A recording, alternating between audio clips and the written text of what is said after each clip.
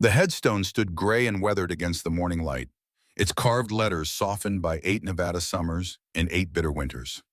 Ajax Malone knelt before it, knees protesting the descent, his 60-year-old joints reminding him that the body keeps a tally even when the mind tries to forget. The wildflowers in his calloused hand looked small and inadequate, their purple petals already wilting in the September heat. Sarah Jean Malone, the stone read, beloved daughter. The dates underneath told a story too short, 1985 to 2001, 16 years of life, 13 years of haunting. He laid the flowers against the granite, his fingers lingering on the engraved letters of her name. The cemetery stretched empty around him, row upon row of stones marking the passage of lives lived and lost. Carson Springs Memorial Gardens sat on the eastern edge of town, where the desert began its slow reclamation of anything human hands tried to build.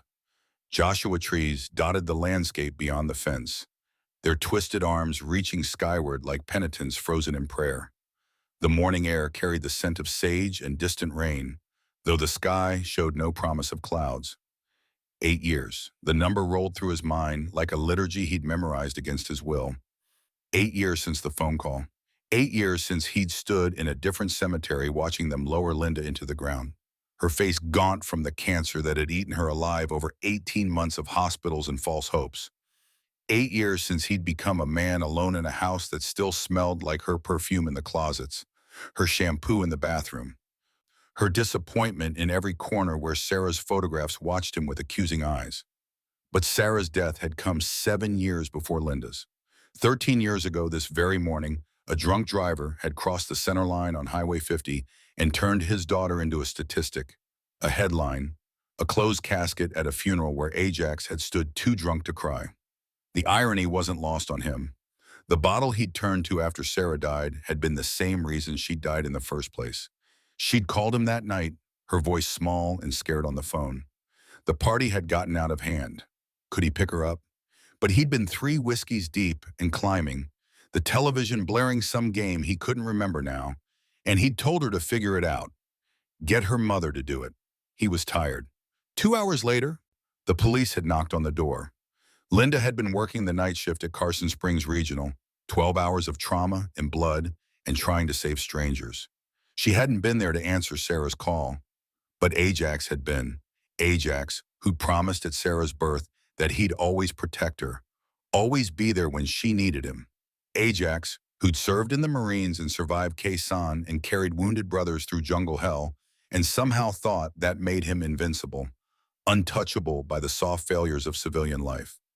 He'd been wrong. The girl who'd gotten into the car with Sarah had survived. Broken pelvis, shattered femur, 6 months of physical therapy, but alive. Sarah, who'd been in the passenger seat, had taken the brunt of the impact.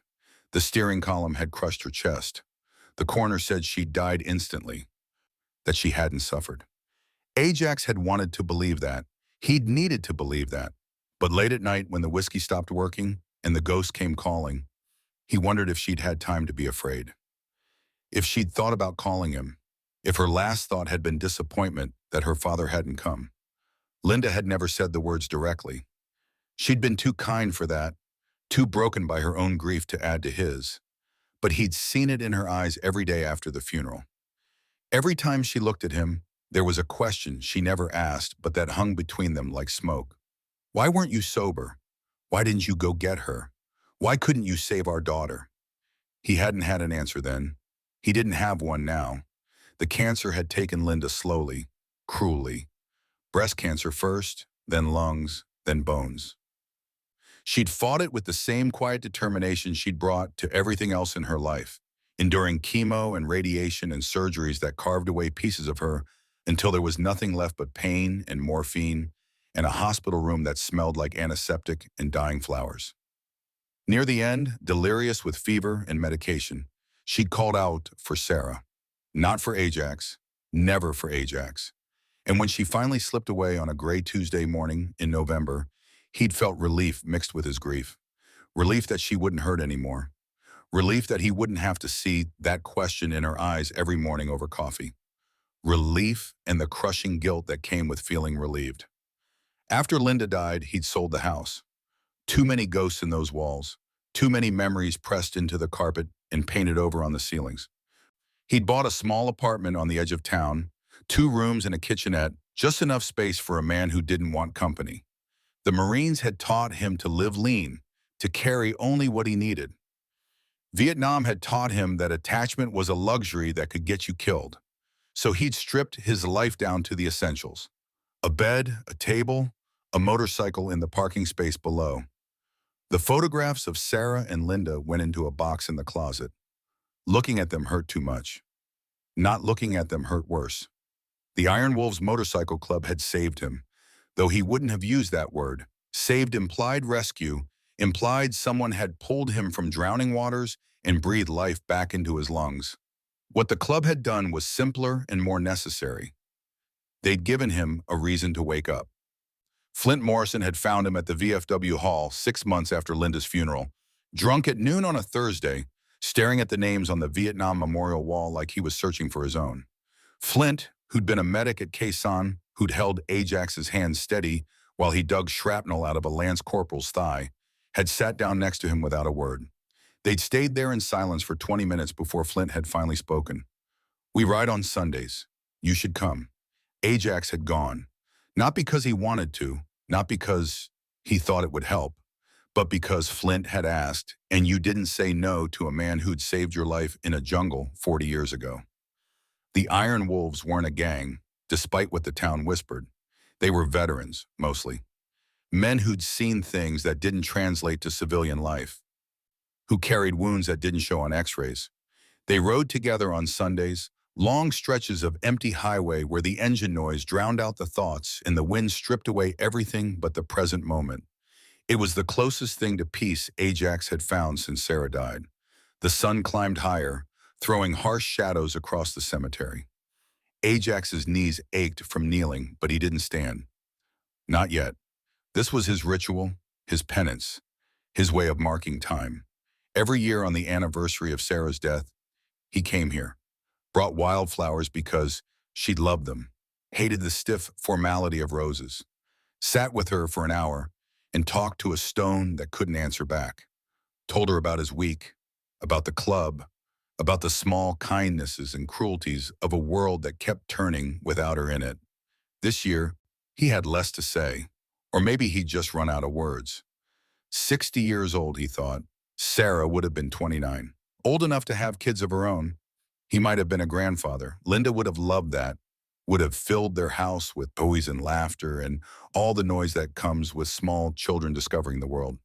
But that was a life that belonged to some other Ajax, some version of himself who'd answered the phone sober and driven to that party and brought his daughter home safe. "I failed you," he thought, not for the first time. The words had become a mantra, a prayer said backward. "I failed you and your mother never forgave me, and I don't know how to forgive myself." The wildflowers lay against the stone, already dying.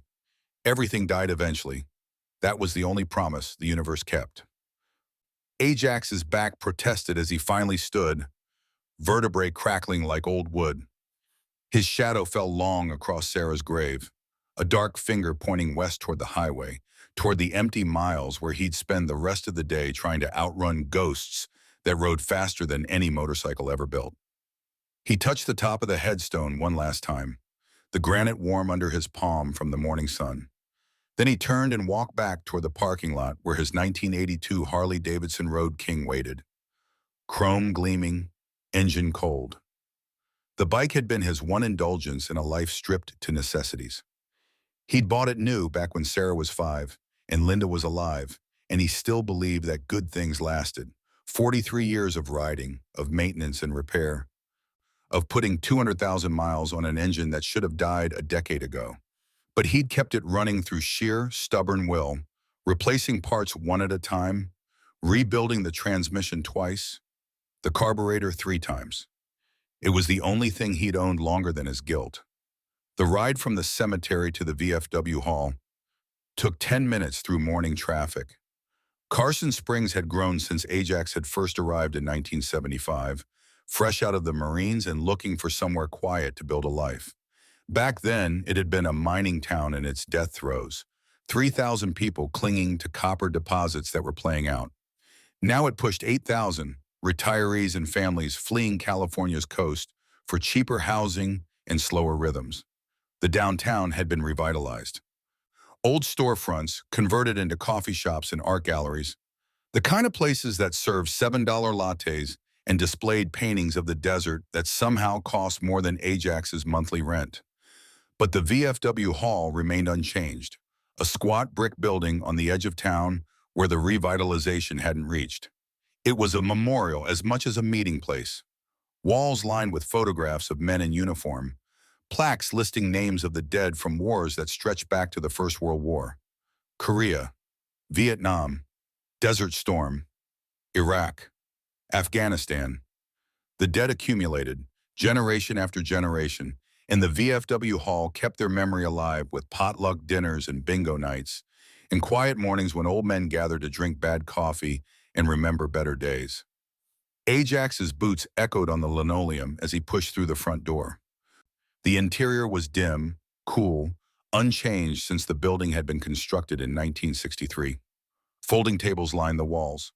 A small kitchenette occupied one corner, coffee pot perpetually full, mugs stained brown from decades of use, and on the far wall, taking up 20 feet of space, the memorial.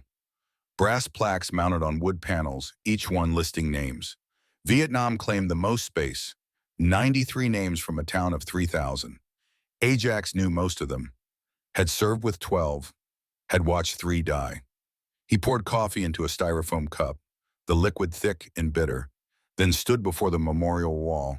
His eyes found the names without conscious thought, muscle memory of mourning. Lance Corporal Jimmy Reeves, killed at Hill 881 North. Private First Class Marcus Chen, medevaced with both legs gone, dead before the chopper landed. Corporal David Davy Sullivan, shot through the throat on patrol, bled out in Flint's arms while Ajax and 2 others returned fire. Phoenix's father, though Phoenix had never known him. The boy had been born 6 months after Davy died, raised by a mother who couldn't look at him without seeing the man she'd lost. These were Ajax's ghosts too, different from Sarah and Linda, but no less present. They didn't haunt him with guilt the way his daughter did. They haunted him with memory, with the weight of survival when better men had died. Why had he lived? That was the question he'd asked himself 10,000 times in 40 years. Why Ajax Malone, unremarkable Marine, mediocre shot, average soldier? Why him and not Jimmy or Marcus or Davy? There was no answer. Randomness and luck, the 2 forces that govern combat more than courage or skill. A bullet went left instead of right. An artillery round fell 10 meters short. You lived, they died, and you carried that forward into whatever years remain, wondering if you'd done enough with the borrowed time. The door opened behind him. He didn't turn. Footsteps crossed the floor, deliberate and measured, the gait of someone whose knees had gone bad, but who refused to limp. A presence settled next to him, close enough to be companionable, far enough to respect personal space. The smell of Old Spice and gun oil. Sheriff Wade Thompson. 8 years today, isn't it? Ajax didn't answer immediately. He sipped the coffee, barely tasting it, his eyes still on the names. 67 years old, Wade was. Older than Ajax by 7 years, though he wore it better. Still worked full-time as county sheriff, still commanded respect from deputies half his age, still showed up to the office every morning at 6 sharp. Korean War veteran, though, he'd been barely 18 when he'd enlisted, young enough that the Marines had put him through boot camp and shipped him overseas before he fully understood what war meant. He'd come home with a silver star and nightmares that still woke him at 3 in the morning. You remember, Ajax said. It wasn't a question. Wade's reflection appeared in the glass that covered the memorial plaques, his face distorted by the overhead lights. How could I forget? Buried my boy the same year. Different circumstances, same hole in the chest. They stood in silence, 2 old soldiers before a wall of the dead, veterans of wars separated by a generation, but united by the specific knowledge of what it meant to send young men to die for reasons that seemed less clear with every passing year. Wade's son had been a Marine too, 3rd generation. He died in Fallujah, IED on a road that had been cleared and marked safe 2 hours before. He'd been 23. Wade and his wife had buried him in the same cemetery where Sarah lay. Different section, but same earth. You ever stop feeling like you failed them? Ajax asked. Wade took his time answering. He did that, always measured his words like ammunition he couldn't afford to waste. His hand came up to touch one of the plaques, fingers tracing a name Ajax couldn't see from this angle. No, he said finally, but I learned to carry it better, like a pack that fits right. Still heavy? But you adjust your stride. Ajax nodded. That was honest, at least. No false comfort, no platitudes about time healing wounds or God's plan. Just the truth. You learned to carry it, or you broke under the weight. He'd been breaking for 13 years. Maybe it was time to learn a different way. You riding today? Wade asked. Always do. Clear my head. Ajax, you can't outrun ghosts. Maybe, but I can ride till I'm too tired to see them. Wade's hand dropped from the memorial. He turned to face Ajax directly, his sheriff's uniform crisp despite the early hour, badge polished to a mirror shine. His face carried the lines of 67 years, deep grooves around his eyes and mouth, but his gaze remained sharp. The war hadn't dulled that, neither had his son's death. He'd learned to carry it better. Be careful out there, Wade said. Willow Highway sees a lot of accidents this time of year. Summer tourists heading home, not paying attention. I'm always careful. That was a lie, but Wade didn't challenge it. He knew about Ajax's Sunday rides, the long hours on empty highway pushing the bike to speeds that would get him arrested if any deputy caught him. But Wade made sure no deputies patrolled Willow Highway on Sunday mornings. Small mercy from an old friend who understood that some men needed to flirt with death to remember they were still alive. Wade placed a hand on Ajax's shoulder. Brief pressure through the leather jacket. Be careful, he repeated. Then he was gone, footsteps echoing back across the linoleum, doors swinging shut with a pneumatic hiss. Ajax finished his coffee in the empty hall. The names on the wall stared back at him, bronze letters catching the light. He knew what they'd say if they could speak. Stop wasting the life we didn't get. But knowing and doing were different countries, separated by an ocean of grief that he'd been trying to cross for 13 years. He left the VFW hall and climbed back onto his bike. The engine turned over with a deep rumble, familiar as his own heartbeat. He'd be late meeting the others, but they'd understand. They knew where he'd been. They knew what today meant. The Iron Wolves Motorcycle Club gathered at Miller's gas station on the western edge of Carson Springs, where the town gave way to open desert and Highway 50 stretched toward the horizon like a promise. The gas station had been there since 1958, original owner long dead, but the current proprietor kept the vintage pumps and faded signage as a tribute to simpler times. 2 pumps, cash only, no computer screens or credit card readers, just gas and oil, and a candy counter that still sold Charleston chews and Red Hots. 5 motorcycles waited in the parking lot when Ajax arrived.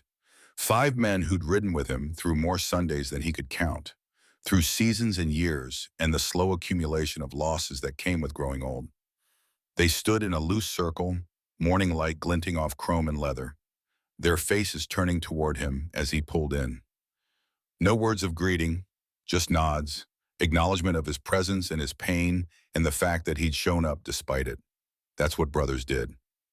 Flint Morrison lit a cigarette, the flame from his Zippo bright in the shade of the gas station overhang. 58 years old, tall and rail thin, hair gone white but still thick enough to pull into a ponytail. He'd been a medic in Vietnam, assigned to Ajax's unit at Khe Sanh, and had saved more lives than he'd taken. But the war had changed him the way it changed everyone. The gentle bedside manner he'd learned in medical training had hardened into something more brittle, more sardonic. He smiled less than he used to, laughed mostly at things that weren't funny, but his hands remained steady, and when someone needed help, Flint was always first to arrive. Ready to ride, Gunner. The nickname from 40 years ago, from the M60 Ajax, had carried through the jungle, heavy and lethal, and somehow comforting in its mechanical simplicity. Ajax killed the engine, silence settling over the parking lot. Born ready, Doc. Kodiak Jensen stood apart from the others, performing his pre-ride inspection with the methodical precision of a former police officer who'd spent 30 years enforcing traffic codes. 62 years old, Built like his nickname suggested, 6'5" and 280 pounds of muscle gone soft around the middle, but still formidable. He'd retired from the Carson Springs Police Department 5 years ago, full pension and a commendation from the mayor, but the cop never left him. He noticed things, watched for trouble, kept mental notes of license plates and suspicious behavior even when he wasn't wearing a badge. "Your rear tire's down 5 psi, Kodiak said without looking up from his inspection, and you need to adjust your chain tension. I'll handle it." "You say that every week." "I mean it every week." Kodiak straightened, knees popping audibly. His face was scarred from a domestic violence call gone wrong, a knife across his left cheek that had required 40 stitches and left a keloid ridge from ear to jaw. The woman had died anyway, killed by her husband while Kodiak lay bleeding on the kitchen floor.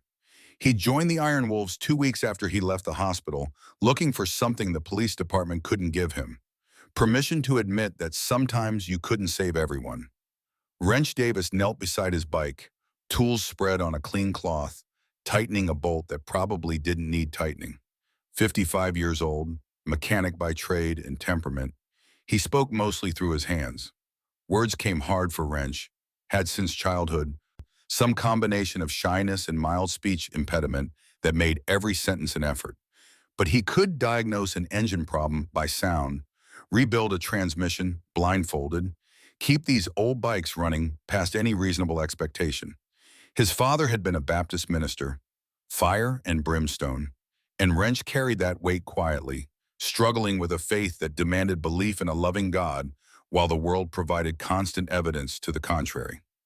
Diesel crew shadowboxed in the corner of the parking lot, still warming up despite the heat, combinations flowing with the muscle memory of a man who'd once fought professionally. 52 years old, former middleweight, 32 wins and 8 losses before a detached retina ended his career at 29. He'd taken too many hits, spent too many rounds absorbing punishment, and now his left eye wandered sometimes, focus slipping, but his hands remained quick, reflexes sharp, and beneath the scar tissue and bent nose lived a gentle soul that couldn't stand to see anyone hurt. Phoenix Sullivan sat on his bike, the youngest of them at 48, still called Kid despite gray threading his dark hair. Orphaned before birth, raised by a mother who died when he was 17, he'd spent years in foster care bouncing between homes that didn't want him. The Iron Wolves had become the family he'd never had. Ajax, the father figure who taught him to ride, to maintain his bike, to carry himself with the quiet dignity that came from knowing your worth even when the world tried to tell you otherwise. He was lean and quick, nervous energy that never settled, always scanning for the next threat, the next disappointment, the next abandonment. Ajax dismounted and joined the circle. 5 men, 5 broken histories, 5 reasons for being here instead of in church or with family or doing any of the things that normal men did on Sunday mornings. They were veterans and divorcees and men haunted by failures they couldn't forgive. But together, united by the brotherhood of the road and the deep understanding that came from shared trauma, they'd found something approximating peace. "Where are we riding?" Phoenix asked. "Willow Highway," Ajax said. "Out and back, that's 80 miles. "Good, I need 80 miles. No one argued. They understood. 80 miles meant 3 hours if they took it easy, 2 if they pushed. 2 hours of engine noise and wind and the hypnotic rhythm of pavement passing underneath. 2 hours where the only thoughts were mechanical. Shift timing, lean angles, watching for gravel on curves. 2 hours where Sarah's ghost couldn't quite catch him. They mounted their bikes in synchronized motion. Ritual performed 1,000 times. Engines turned over in sequence, bass notes harmonizing into a single sustained roar. Ajax's Road King, Flint's Softail, Kodiak's Ultra Classic, Wrench's Dyna, Diesel's Street Glide, Phoenix's Iron 883. Different bikes, different sounds, but together they formed something unified, a mechanical chorus that announced their presence to the empty morning. Ajax took point, his usual position. The others fell into formation behind him, Flint to his left, Kodiak right, the others staggered in pairs. They pulled out of Miller's parking lot and headed west on Highway 50, accelerating through the gears, leaving Carson Springs in their mirrors. The road opened before them like an invitation. Highway 50 ran straight for 5 miles before curving north toward Willow Highway, the turnoff marked by a faded green sign that most drivers ignored.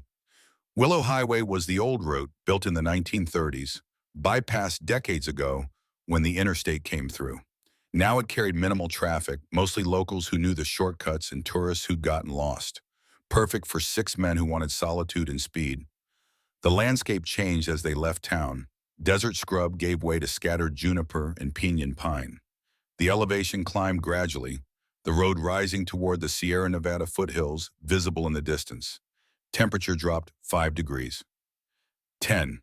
The morning heat backed off, replaced by thin mountain air that smelled of pine resin and old smoke from fires burned out months ago. Ajax felt the familiar loosening in his chest, the tension that lived permanently between his shoulder blades beginning to ease.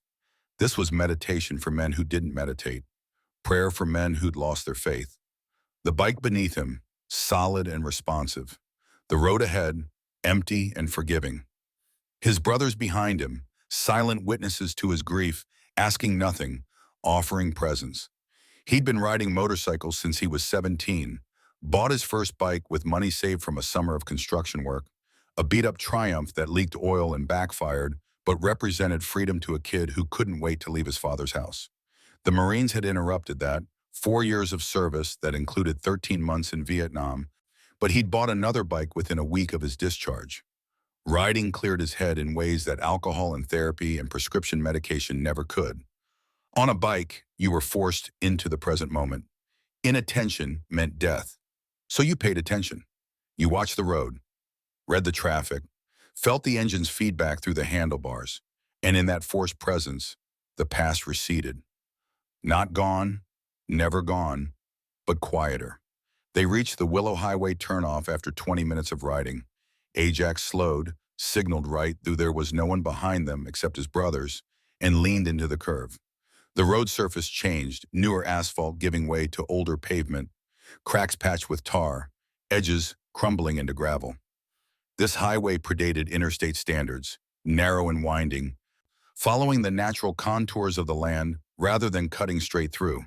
It was dangerous in winter, impassable in snow, a maintenance headache the county regretted but couldn't afford to improve. But in September, under clear skies, it was perfect. Ajax opened the throttle. The Road King responded, acceleration pressing him back into the seat, wind buffeting his chest. 60 miles per hour, 70. The speedometer climbed past 80 and he held it there, the bike rock steady beneath him despite its age. Behind him, his brothers matched his speed, the formation tightening as they settled into the rhythm of the ride. Willow Highway stretched ahead for 41 miles before rejoining Highway 50 on the far side of the county. It passed through federal land, Bureau of Land Management territory that no one used for anything except occasional grazing permits in hunting season. No towns, no gas stations, no rest stops, just road and desert, and the occasional pull-off where broken-down vehicles waited for tow trucks that might not come for hours. Ajax had ridden this highway hundreds of times. He knew every curve, every rough patch, every place where the shoulder dropped off into nothing. He knew where deer crossed at dawn. He knew where flash floods cut across the road after summer storms. He knew which mile markers had been replaced and which dated back to the highway's construction.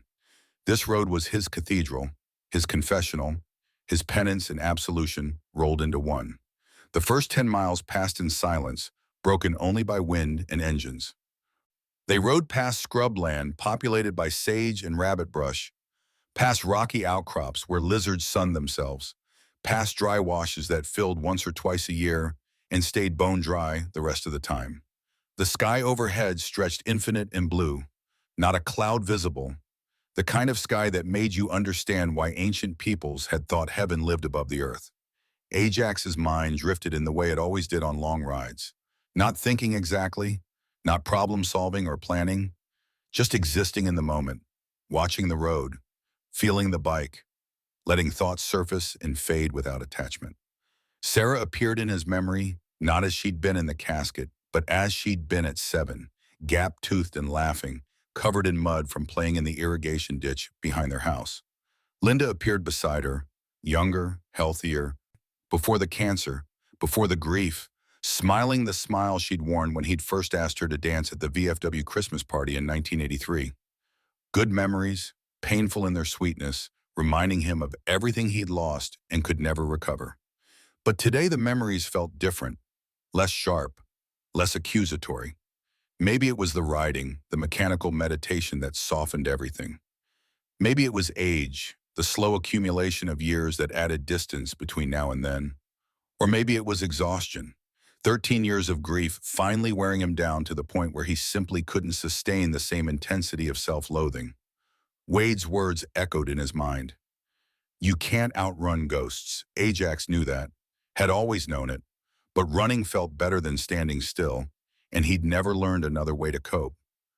20 miles out from Carson Springs, deep into federal land, where the highway ran straight for 5 miles through a shallow valley, Ajax saw the first indication that something was wrong. Movement in his peripheral vision, left side coming from the tree line. His combat instincts activated before his conscious mind registered the threat. He eased off the throttle, hand moving toward the brake, eyes scanning the terrain. A figure emerged from the ponderosa pines that bordered the highway, small, moving erratically, arms waving. Ajax's heart rate spiked. He raised his left hand, closed fist. The signal rippled through the formation. Danger. Slow down. Prepare to stop. 5 engines decelerated in unison, the mechanical harmony breaking into individual notes as each rider downshifted. The figure resolved into focus as they closed the distance. A child. A girl, maybe 10 years old, barefoot and stumbling, her face streaked with dirt and tears. Her dress was torn, once yellow, but now stained brown with soil and what might have been blood. She ran toward the highway with the desperate, graceless gait of someone at the end of their endurance. And she was screaming. The sound cut through engine noise and wind, high and terrified and unmistakably human. Ajax felt it in his chest, a spike of adrenaline that brought everything into sharp focus. He hit the brakes, the Road King's wheels locked up briefly before he released and reapplied pressure, bringing the bike to a controlled stop on the shoulder. Behind him, 5 more bikes slid to a halt, riders dismounting before engines died. The girl reached the pavement and collapsed to her knees 20 feet from where Ajax stood. Her chest heaved with sobs, hair tangled with pine needles and small twigs, bare feet bleeding from running over rough ground. She looked up at them with eyes gone wild with fear, and Ajax saw Sarah in her face. Not a resemblance, nothing physical, just the expression of a child in mortal terror, a look he'd seen in Vietnam on villages they'd passed through, on faces too young to understand the violence that had touched them. Ajax was moving before conscious thought caught up. He crossed the distance in 4 strides, muscle memory from 40 years ago kicking in. Assess the threat, secure the civilian, establish perimeter. He dropped to one knee in front of the girl, hands visible. Body language as non-threatening as a 6'3" former Marine could make himself. Hey now. His voice came out gravel rough from the ride. You're okay. You're safe now. What happened? The girl's sobs continued, her whole body shaking with the force of them. She tried to speak but couldn't form words, terror and exhaustion rendering her mute. Behind Ajax, his brothers formed a protective semicircle, faces hard, eyes scanning the tree line for whatever had sent a child running into the desert. Flint knelt beside Ajax, medic training asserting itself. His hands moved with practiced efficiency, checking the girl for injuries. Pulse rapid but strong, breathing labored but clear, cuts and scrapes but nothing arterial. He pulled a first aid kit from his saddlebag, produced a bottle of water. Drink, slow, just a little. The girl took the bottle with shaking hands and drank, water dribbling down her chin. Color began to return to her face. Her breathing slowed fractionally. Ajax waited, patient, while Flint worked. Rushing her would only make it worse. Kodiak's voice carried from behind them, low and urgent. Ajax, we've got tire tracks coming out of the woods. Fresh. And footprints heading back in. Ajax filed that information, cataloged it, but kept his focus on the girl. She'd lowered the water bottle, was looking at him now with eyes that were clearing, fear giving way to desperate hope. Please, she managed finally, don't let him take me back. Who? Ajax asked, though cold certainty was already forming in his gut. My stepfather. Her voice broke on the word. He brought me here. He was going to. She couldn't finish. Didn't need to. Ajax understood with a clarity that bypassed thought and went straight to instinct, to the rage that lived permanently in his chest next to the grief, rage at a world that let children suffer while good men died young. He'd seen it in Vietnam, villages burned by men on both sides who'd somehow lost sight of what they were fighting for.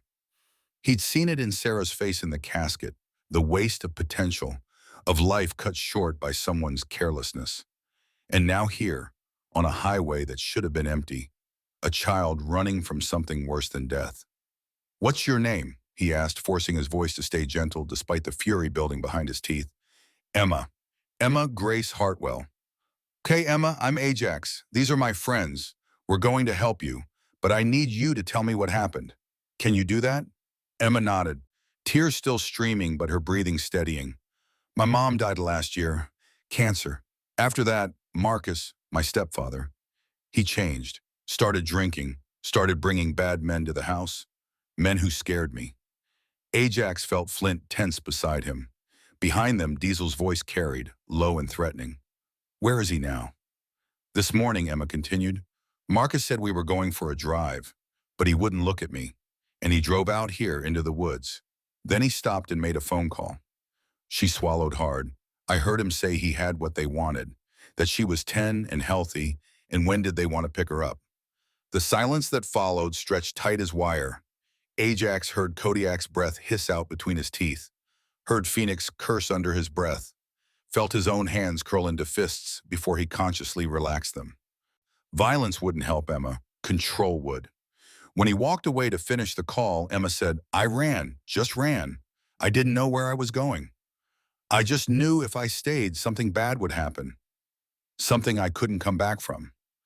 Ajax studied her face, seeing the truth in every line. 10 years old, same age Sarah had been when Ajax had first taught her to ride a bicycle, running alongside while she wobbled and laughed and finally found her balance. 10 years old and already carrying trauma that would mark her forever, unless someone stopped it, unless someone stood between her and the monsters. You did the right thing, he told her, meaning it absolutely. Running was brave. You were brave. And you're safe now. We're not going to bet anyone hurt you. Emma's face crumpled with relief, and she leaned forward, arms reaching. Ajax caught her gently, let her bury her face in his shoulder while sobs racked her small frame. Over her head, his eyes met Flint's. The medic's expression was stone, but Ajax saw the fury underneath, saw it mirrored in Kodiak's face, in Wrench's tightened jaw, in the way Diesel's hands flexed and relaxed, fighter's instincts seeking a target. Phoenix appeared at Ajax's elbow, voice tight. I called 911. Dispatcher said nearest unit is 45 minutes out, and they want us to stay here, not move her. Ajax shook his head. We're not staying here. Whoever this Marcus is, he's in those woods. And he made a call to buyers, plural, meaning more people are coming. Kodiak crossed to his bike, came back with binoculars, scanned the tree line methodically, section by section. No movement visible, but those tracks are fresh. 10 minutes, maybe 15, and there's a vehicle back in there. I can see tire marks, broken branches. How many people? Can't tell. At least one, maybe more. Ajax made his decision with the clarity that came from combat experience, from knowing that sometimes you couldn't wait for backup or authorization or the proper procedure.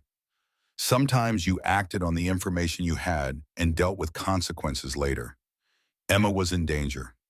Real, immediate, lethal danger. And they were here. Now. 6 men with motorcycles and a will to protect someone who couldn't protect herself. We ride, he said. Get distance between her and whoever's coming. Head back toward Carson Springs until we meet the deputy. Kodiak nodded. Makes sense. We're sitting ducks here. Ajax stood, Emma still clinging to him. She weighed nothing, a fragile collection of bones and fear. He looked down at her tear-streaked face. Emma, I need you to ride with me. On my motorcycle. Have you ever ridden one? She shook her head.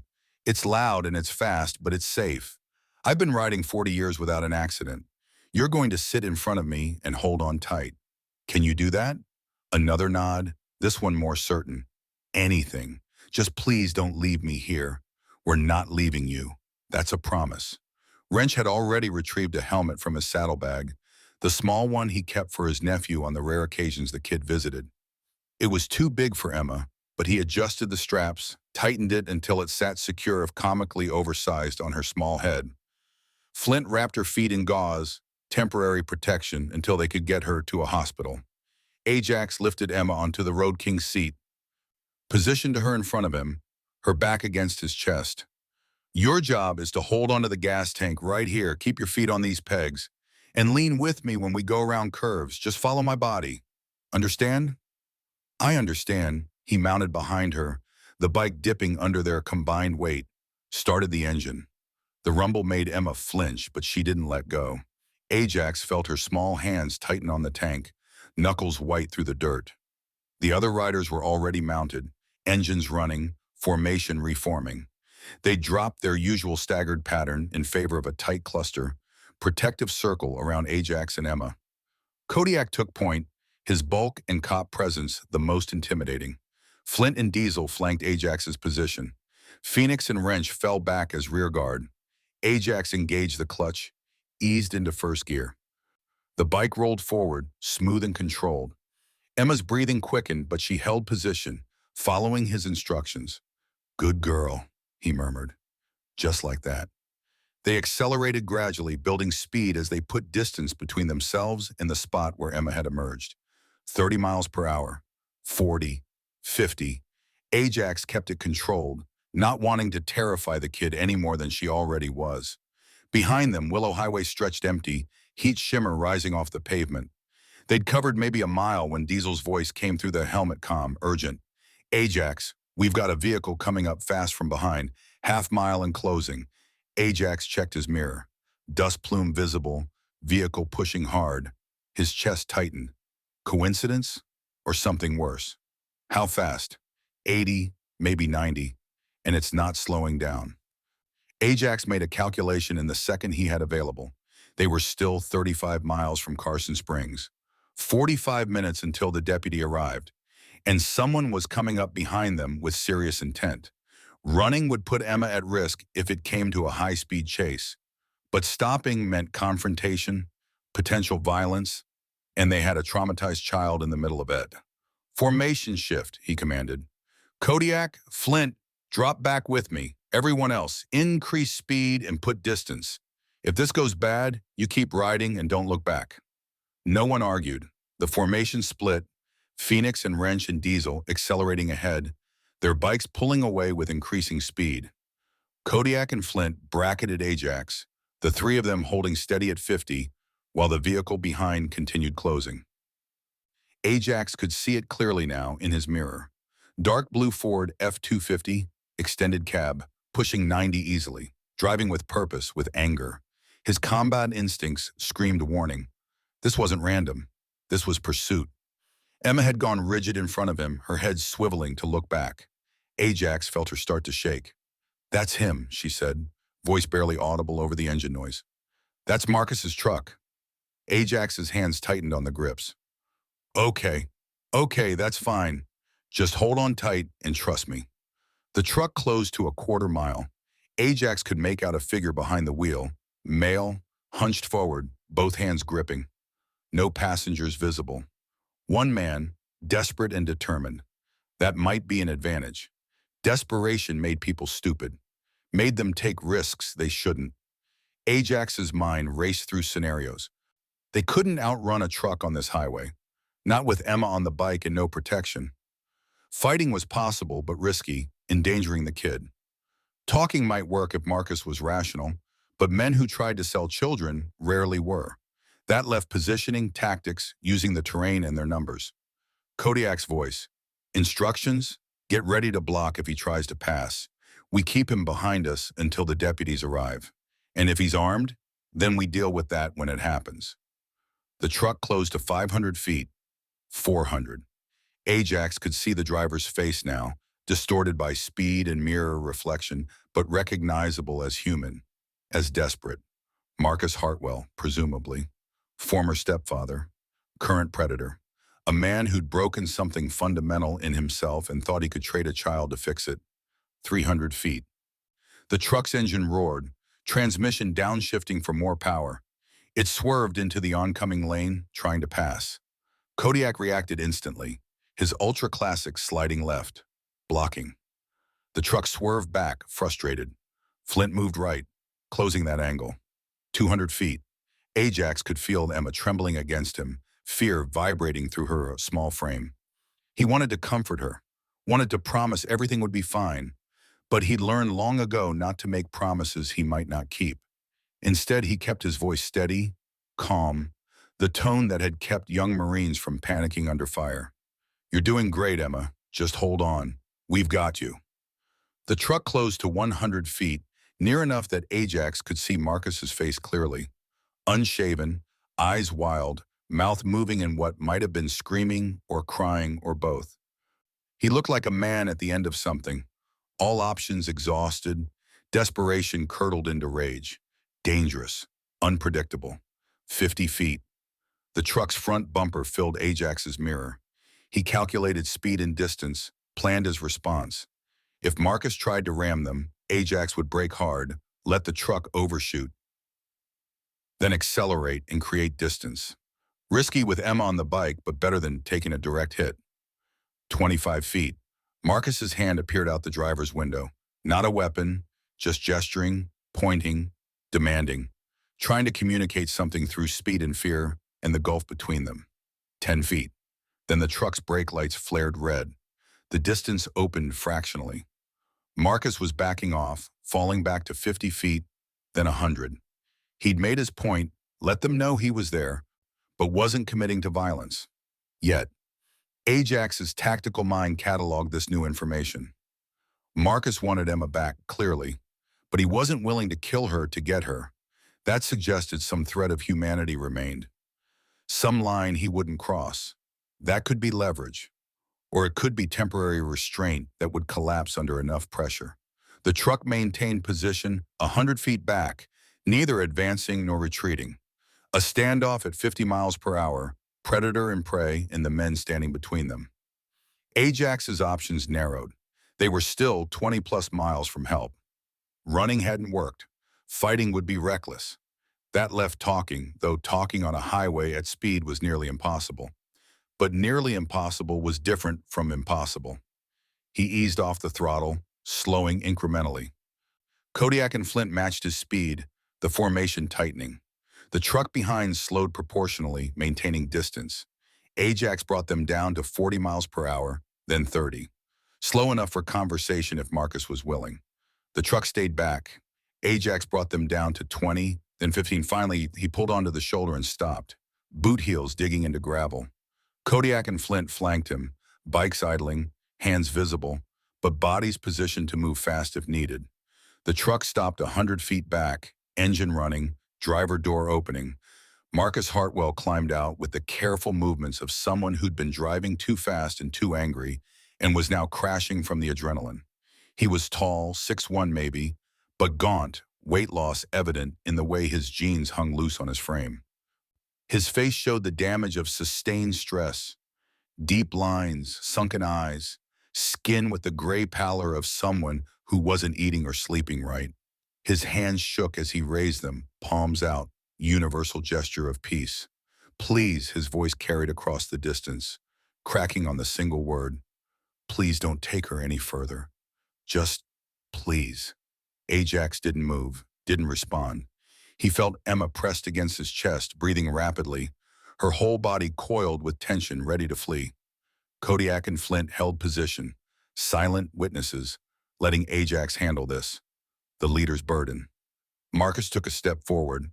Ajax's hand moved fractionally toward the knife sheath on his belt. Marcus saw it, stopped, raised his hands higher. "I'm not going to hurt anyone. I need to explain." "Your explanation can wait for the police," Ajax said. "They're on their way. You don't understand." Marcus's face crumpled, something desperate breaking through. I didn't have a choice. They were going to kill me. They said if I didn't bring her.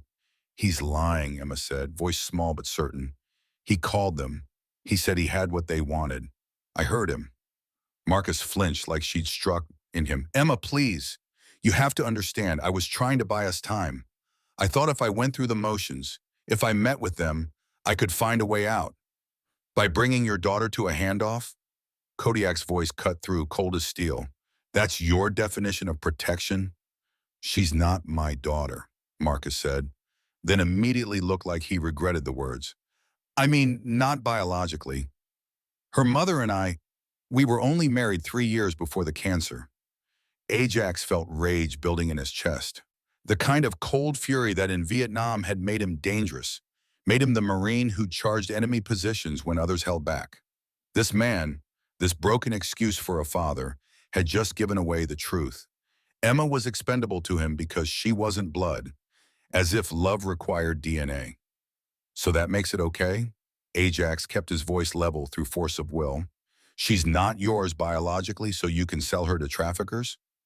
No, Marcus took another step, desperation overriding caution. That's not what I meant. I love her. I loved her mother. But after Sarah died, Ajax went cold at the name. What did you say? Marcus blinked, confused. Her mother. Sarah. Sarah Hartwell. The cancer, not her, Ajax interrupted. You said Sarah, that was your wife's name? Marcus nodded, still not understanding where this was going. Ajax felt the past and present colliding, reality bending in ways that made no sense. Sarah. There were thousands of Sarahs, tens of thousands. It meant nothing, coincidence. But still, the name hit him like a physical blow, a reminder of everything he'd lost layered onto everything Emma was losing. What was her maiden name, Ajax asked, not sure why it mattered, but needing to know. Hartwell. No, wait. Before we married. Collins. Sarah Collins. The name stirred something in Ajax's memory, distant and unclear. He pushed it aside. Not relevant. What mattered was Emma, and keeping her safe, and getting Marcus away from her before his desperation turned violent. Flint's voice came low for Ajax's ears only. We need to move this forward. Every minute we stay here is a minute those buyers get closer. Ajax nodded. He focused back on Marcus, who stood frozen 50 feet away, hands still raised, face showing the collapse of whatever plan he'd thought he had. You called these people, Ajax said. The buyers. When are they supposed to arrive? Marcus's throat worked, Adam's apple bobbing. I don't know. I gave them coordinates. They said they were coming. That's all I know. How many? I never met them. Just phone calls. But the man I talked to said he'd bring help for transport, meaning at least 2, possibly more. Ajax calculated. They were armed, most likely. Professional, if they'd been operating long enough to have a system. And coming to this location, expecting an easy pickup of a terrified child from a desperate man. Well, they're not getting her, Ajax said flatly. Deputy's on the way, and when he gets here, you're going to explain more of this to him. Marcus's face showed something complicated, relief and terror mixed together. They'll kill me if I don't deliver. They said they'd. You should have thought of that before you made the call, Kodiak said. Should have called the police. Should have asked for help. Should have done literally anything else. I was scared, Marcus said, and there was truth in his voice, in the way his body sagged with exhaustion. I owed them so much money, $85,000. They came to my house, put a gun in my mouth, said I had 2 weeks. That was 3 weeks ago. Diesel's voice carried from ahead, where he'd stopped to wait. Ajax, we need to move. This is a bad place for a standoff. He was right. They were exposed on the highway. No cover, no tactical advantage. If the buyers arrived before the deputy, things would get complicated fast. And with Emon in the middle, complicated meant dangerous. Ajax made his decision. Marcus, you're going to get back in your truck and follow us. We're riding to meet the deputy. You try to run, Kodiak here is former police and he will hunt you down. Understand? Marcus nodded, defeat written in every line of his body. I won't run. I want her safe. Whatever else happens, I want Emma safe. Emma spoke up, voice stronger than before. If you wanted me safe, you wouldn't have brought me here. The words hung in the air, simple and devastating. Marcus had no answer. He just stood there, hands falling to his sides, a man looking at the consequences of his choices and finding them unbearable. Get in your truck, Ajax repeated. Follow us. Don't make this harder than it has to be. Marcus turned and walked back to his F-250, movements mechanical, automated. He climbed in, closed the door. The engine idled roughly, needing a tune-up. Ajax restarted the Road King, felt Emma shift position slightly, adjusting her grip. You okay? He asked. No, she said honestly, but I'm better than I was. That was something. That was enough. Ajax engaged the clutch, pulled back onto the highway. Behind him, Marcus's truck followed. Ahead, his brothers waited, spread out in protective formation. The convoy resumed movement, heading east toward Carson Springs, toward help, toward whatever came next. They rode in tense silence, speed held to a careful 45, watching mirrors and scanning the highway ahead. Miles passed. Ajax's mind worked through scenarios, contingencies, responses to potential threats. He'd spent 13 years trying to outrun the past. And now suddenly, the present demanded the kind of tactical thinking he hadn't needed since Vietnam. Protect the civilian, neutralize the threat, extract to safety, simple objectives that got complicated fast when bullets started flying. But these men were his brothers, combat veterans and police and fighters. If it came to violence, they wouldn't break. They'd do what needed doing, and they'd live with it after. 10 miles from where they'd found Emma, Phoenix's voice crackled through the helmet comm. Vehicle approaching from ahead. Different truck. White Silverado. 2 occupants visible. Ajax's stomach dropped. The buyers had to be. Timing was too perfect. Location too specific. They'd been heading to the coordinates Marcus had given them, and now they'd spotted the convoy. Everyone copy? Ajax asked. 5 voices confirmed. Phoenix. Wrench, Diesel, pull off at the next turnout. Let them pass. Kodiak, Flint, stay with me. The formation split again, 3 bikes accelerating briefly, then cutting right into a roadside pullout, getting out of the line of contact. Ajax, Kodiak, and Flint held the highway, maintaining speed, Marcus's truck still following 100 feet back. The white Silverado approached fast, doing 70 easily. Ajax caught a glimpse of the driver. Late 30s, short hair, dark glasses. Passenger younger, maybe mid-20s, also glasses.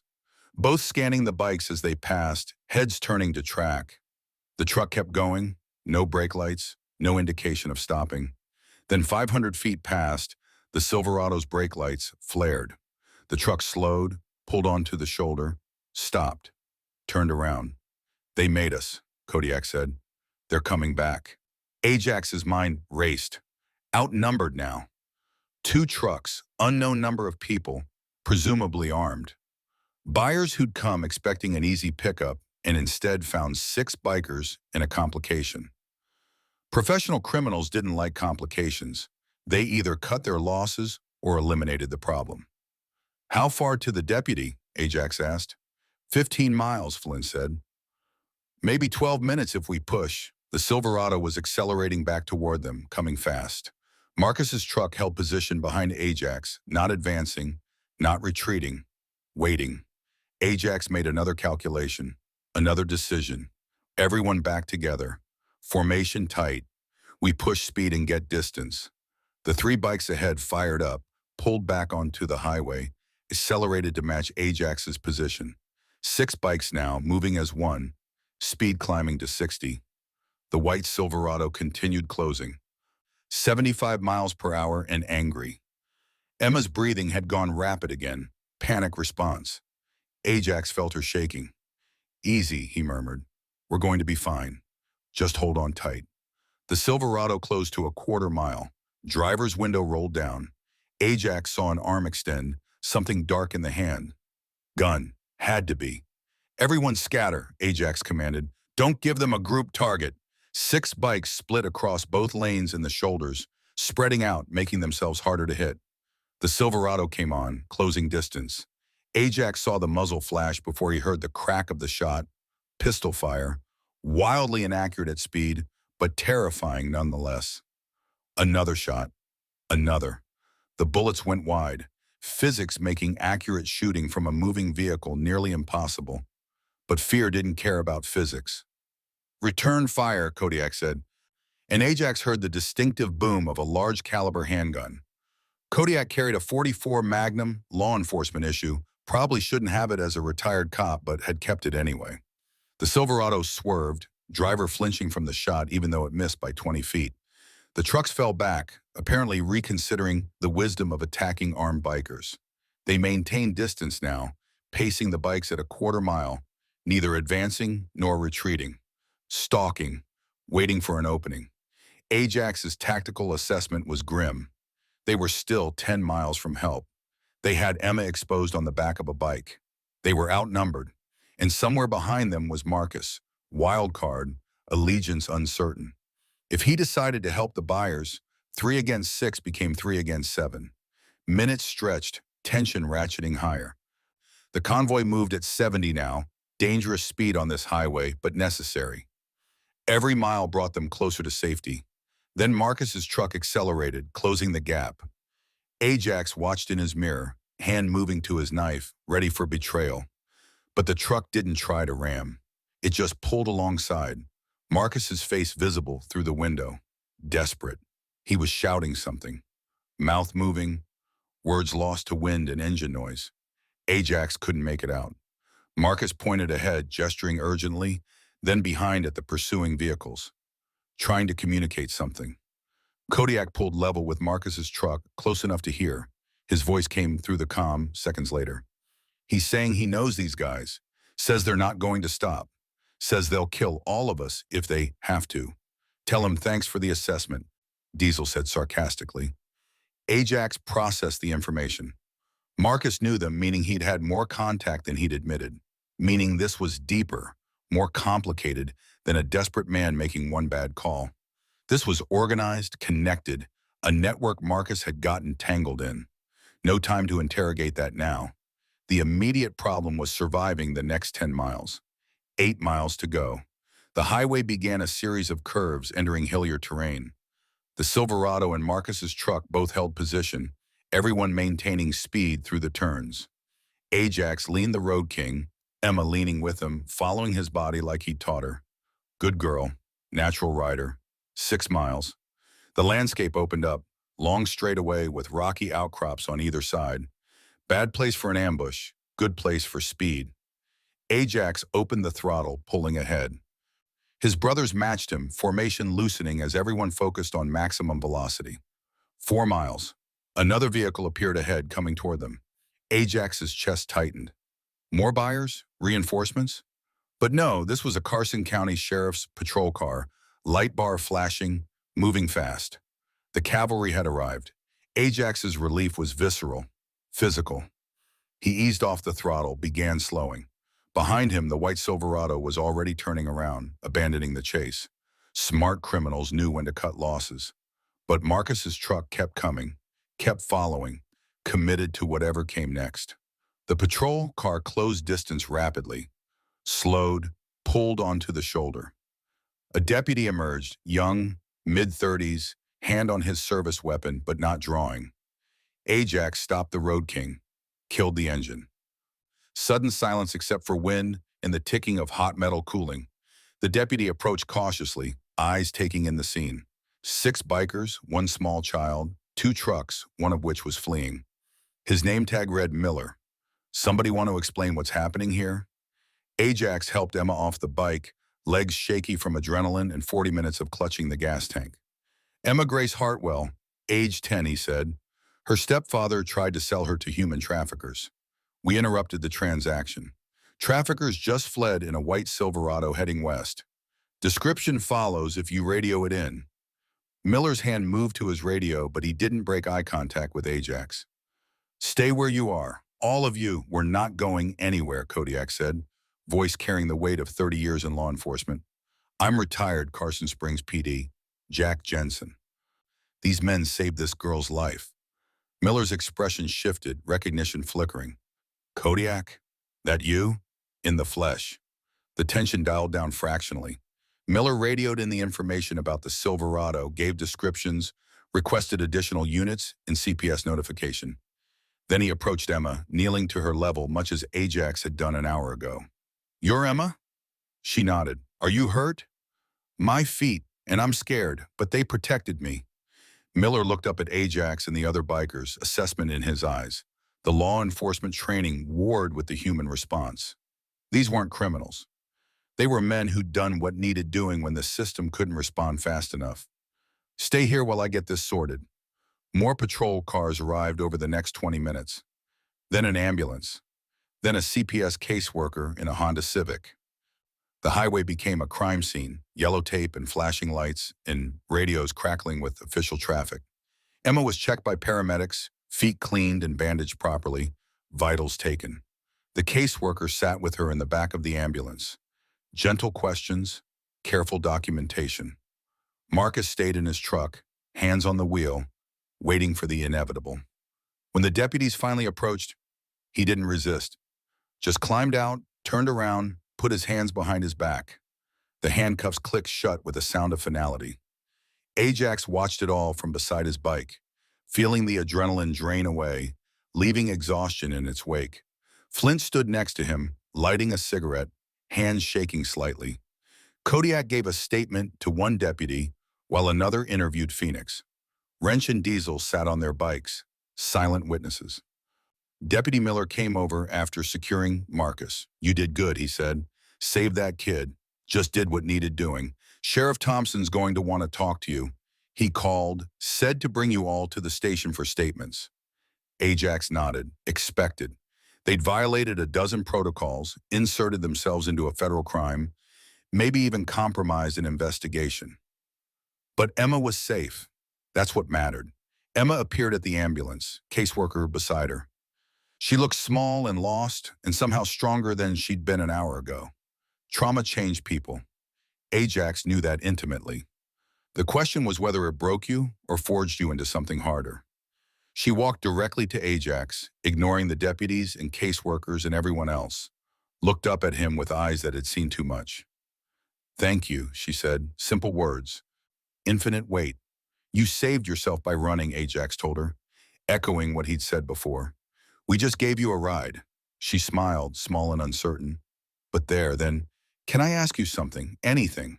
Will I see you again?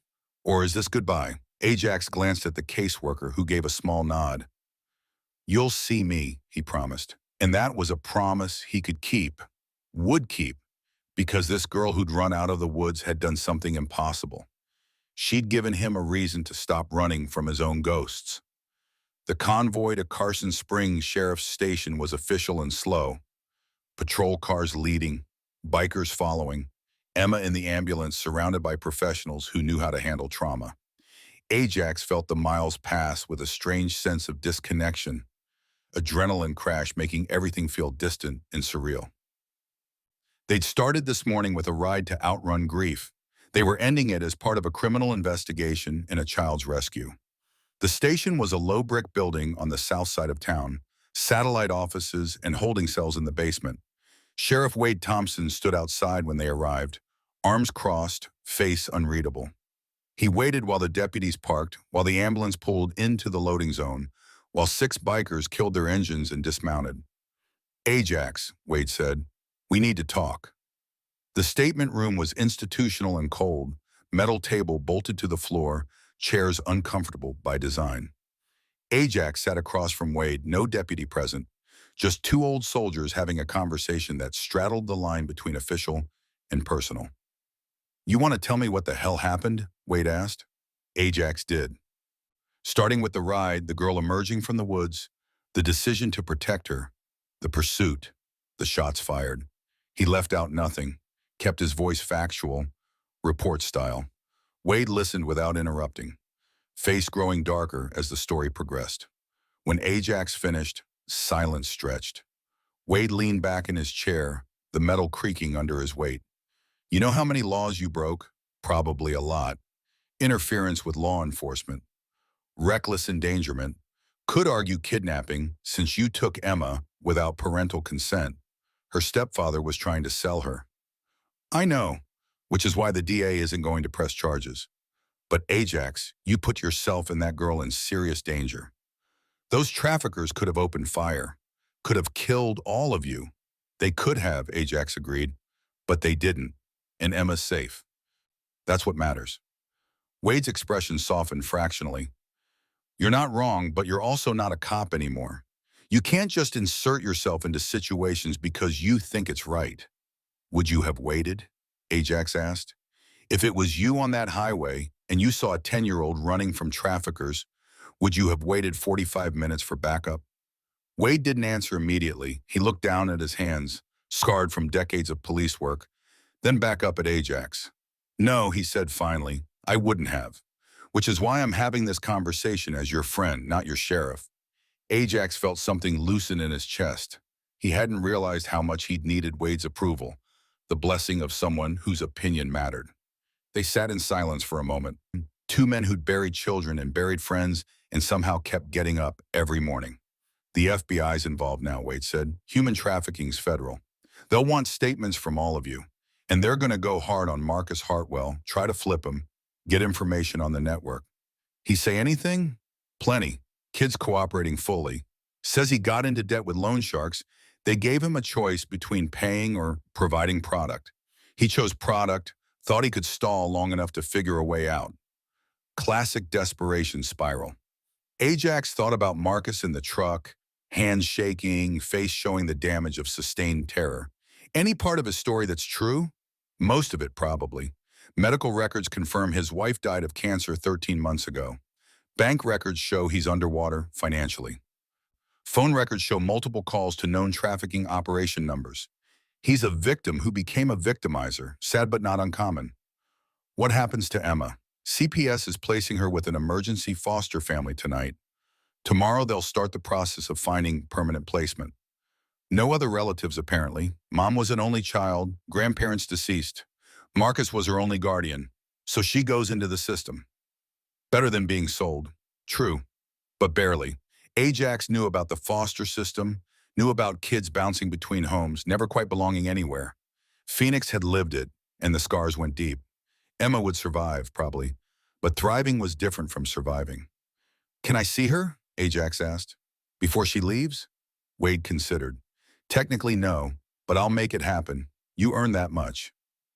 They found Emma in a family room that had been converted into temporary child holding, brighter and less institutional than the rest of the station. She sat on a couch that had seen better days, wrapped in a blanket despite the September heat, speaking quietly with the CPS caseworker. When Ajax entered, her face lit up. Ajax! The caseworker looked up, assessing. You're one of the bikers? Ajax Malone. I'm the one she rode with. Emma saved your life, Emma said to the caseworker. All of them saved me. The caseworker smiled, tired but genuine. I heard. You're very lucky. Ajax knelt beside the couch, bringing himself to Emma's eye level. How you doing, kid? Better. The paramedic said my feet will be fine in a few days. And this lady says I'm going to stay with a nice family tonight. That's good. You deserve nice.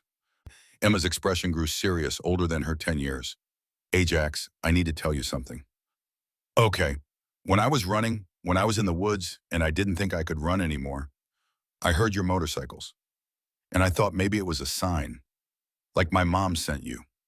Ajax felt his throat tighten. He thought about Sarah, about 13 years of grief and guilt, and wondering if there was any meaning in suffering. And here was this girl, assigning meaning where he'd only seen random chance. Maybe she did, Ajax said, because sometimes the kindest thing was letting people believe what they needed to believe. Will you visit me? Emma asked. At the foster home? If they let me, if you want me to. I want you to, all of you. She gestured toward where the other bikers waited in the hallway. You're my guardians. That's what the lady called you. My guardian angels. We're not angels, Ajax said, but we'll be here when you need us. Promise? Ajax hesitated, then made a choice. Promises were dangerous things, commitments he'd broken before. But this girl deserved better than his fear, I promise. Emma leaned forward and hugged him, arms barely reaching around his shoulders, face pressed against his leather vest. Ajax held her gently, This broken child who'd somehow found courage to run towards strangers and felt something shift in his chest. Not healing, not absolution, but purpose, direction, a reason to stop running and start standing. The caseworker cleared her throat gently. We need to go soon. The foster parents are expecting us. Ajax released Emma, stood. She looked up at him with eyes that held hope and fear in equal measure. You'll really visit? I really will. She smiled, and it was the most beautiful thing Ajax had seen in 13 years. Outside the station, as the sun dropped toward the horizon and cast long shadows across the parking lot, the iron wolves gathered around their bikes. No one spoke. They'd been through enough together that words weren't necessary. They'd done something today, something that mattered, something that would stay with them. Flint lit another cigarette, smoke curling into the evening air. Hell of a ride. Hell of a ride, Kodiak echoed. Ajax looked at his brothers, these men who'd followed him into danger without question, who'd protected a child they didn't know because it was right. 58 and 62 and 55 and 48 and 52 and 60 years old. Veterans and ex-cops and mechanics and fighters, broken in their own ways, but united in purpose. Thank you, Ajax said. All of you. Wrench, who rarely spoke, found words. We're brothers. That's what brothers do. And that was everything, really. That was the whole truth. Brotherhood meant showing up when it mattered, standing between danger and those who couldn't protect themselves, doing the next right thing even when the cost was high. They rode back through Carson Springs as the sun set, formation loose and tired, heading to their separate homes and lives. Ajax rode alone to his apartment, parked the Road King in its usual spot, climbed the stairs to the second floor. Inside, the apartment was exactly as he'd left it, empty, quiet, haunted by memories. But tonight, something was different. Tonight, Ajax didn't pour a drink, didn't sit in the dark wrestling with ghosts. Instead, he opened the closet and pulled out the box of photographs, the ones he'd hidden years ago because looking hurt too much. He spread them across the kitchen table. Sarah at 5, gap-toothed and laughing. Sarah at 10, the age Emma was now, fierce and beautiful. Linda young and healthy before the cancer, holding Sarah at her baptism. Ajax sat with the photos until midnight, letting himself remember not just the loss but the love, not just the failure but the years before when he'd gotten it right. And when he finally went to bed, he dreamed not of jungles or hospitals or caskets, but of a little girl running through the woods toward the sound of motorcycles, and the moment he'd chosen to stop. The FBI arrived in Carson Springs 3 days after Emma's rescue. 2 agents in dark suits driving a black Suburban that screamed federal authority. Special Agent Sarah Chen and Special Agent Marcus Webb. Ajax noticed the irony of their names immediately. Sarah and Marcus, the same as the girl and her stepfather, as if the universe was playing some cosmic joke he didn't understand.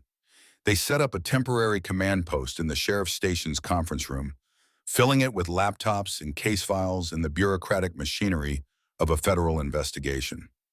Ajax sat across from Agent Chen on Wednesday afternoon, his third interview in as many days.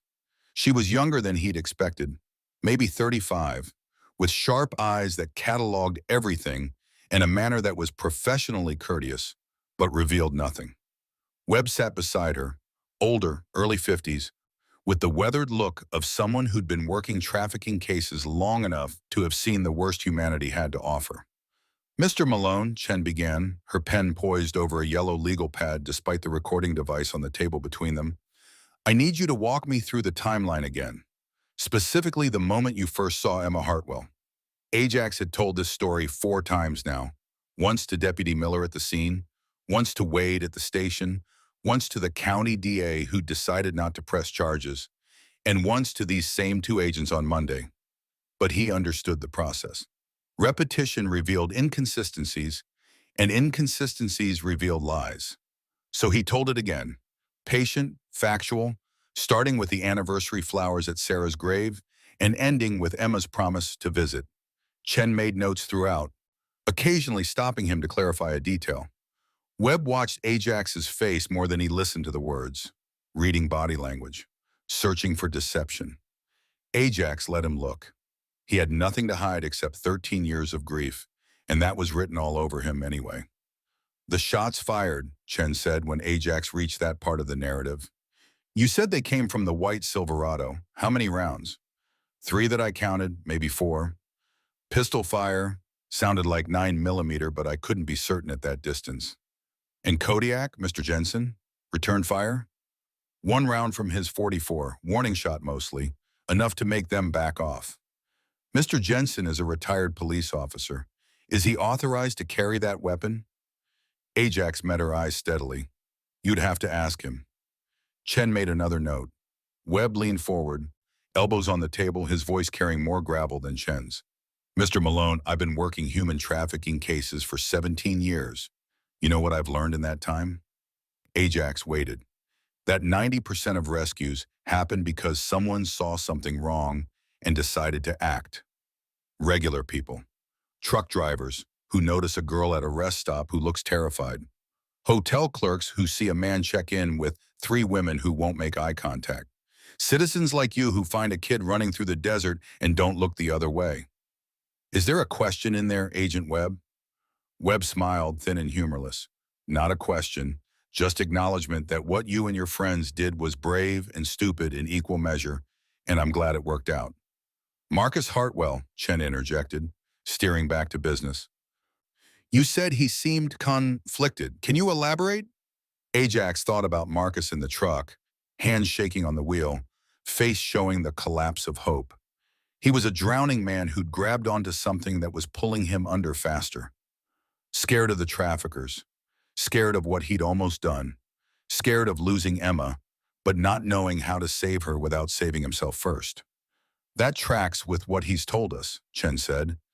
He got into debt with a loan shark operation that turned out to be connected to a trafficking ring. When he couldn't pay, they gave him an alternative payment method. His stepdaughter. Yes, he claims he never intended to go through with it, that he was stalling, looking for a way out. You believe him? Ajax asked. Chen's expression remained neutral. I believe he's telling us what we need to know to dismantle this network. Whether his intentions were pure is between him and his conscience. What'll happen to him? Federal trafficking charges carry mandatory minimums. Even with cooperation, he's looking at 10 to 15 years. Ajax absorbed that. A decade and a half in federal prison for a man who'd made one desperate choice that spiraled into selling a child. Hard time, life-destroying time, but maybe necessary. Maybe the only justice available in a world where sometimes there were no good options. Emma, Ajax said. How's she doing? Webb and Chen exchanged a glance. Chen answered. She's with a good foster family, the Hendersons, experienced, vetted, patient. She's in therapy 3 times a week, processing the trauma. The therapist says she's resilient. Kids are, Ajax said, thinking of the children he'd seen in Vietnam, living in villages that had been bombed and burned, and somehow still playing in the ruins, still laughing. Resilience was sometimes just another word for having no choice but to survive. She asks about you, Chen added, about all of you, the bikers who saved her. She wants to see you again. I promised I'd visit. The Hendersons have been informed. They're willing to allow supervised visits if you're interested. Ajax felt something loosen in his chest that he hadn't realized was tight. I'm interested. Chen closed her notepad, signaling the interview was ending. We may need to speak with you again as the case develops. Marcus has given us names, locations, a whole network we're working to dismantle. It's going to be a long investigation. I'm not going anywhere, Ajax said. Webb stood, extended his hand. Ajax shook it, feeling the firm grip of someone who'd learned to measure people quickly and accurately. Thank you, Mr. Malone. You did a good thing. Doesn't happen as often as it should. After the agents left, Ajax sat alone in the conference room for a few minutes, staring at nothing, letting his mind settle. 3 days since the rescue, and he still felt the adrenaline echo, the spike of fear when the Silverado had opened fire. The weight of Emma pressed against his chest while he'd navigated 50 miles of highway with a child's life in his hands. He'd spent 13 years running from the memory of failing Sarah. 3 days ago, he'd been given a chance to not fail Emma. The universe didn't offer redemption. Didn't trade one life saved for one life lost, but maybe it offered opportunity. Maybe that was enough. Wade found him 20 minutes later, still sitting in the conference room, lost in thought. The sheriff filled the doorway, his bulk and presence commanding even in casual clothes. He'd taken the afternoon off, was wearing jeans and a flannel shirt instead of his uniform, looking more like the man Ajax had known in the VFW than the county's chief law enforcement officer. FBI done with you? Wade asked. For now. Good, come on, we're going for a ride. Ajax followed Wade out to the parking lot where the sheriff's personal vehicle waited, a 1968 Chevrolet C10 pickup, lovingly restored, painted metallic blue with chrome accents that caught the afternoon sun. Wade had bought it the year his son was born, had planned to give it to the boy when he turned 18. But the boy had died in Fallujah at 23, and Wade had kept the truck, maintained it, drove it on his days off as a rolling memorial. They drove in silence through Carson Springs, past the revitalized downtown with its coffee shops and galleries, past the high school where Sarah had been a student 13 years ago, past the hospital where Linda had died. Wade didn't explain where they were going, and Ajax didn't ask. Sometimes the destination mattered less than the journey. 20 minutes outside town, Wade turned onto a dirt road that wound up into the foothills, climbing through stands of ponderosa pine and juniper. The road was rough, the truck's suspension absorbing the bumps with the solid competence of American engineering from an era when vehicles were built to last. They climbed for another 10 minutes before Wade pulled off at a small clearing that overlooked the valley. Carson Springs spread below them, small and contained, surrounded by desert that stretched to the horizon. From this height, the town looked peaceful, orderly, a human settlement carved from harsh landscape through will and optimism. Ajax had seen it from this vantage point before. Wade had brought him here after Linda's funeral, had sat with him in silence while Ajax tried to figure out how to keep living. Wade killed the engine. Silence settled over them, broken only by the wind through the pines and the occasional call of a raven.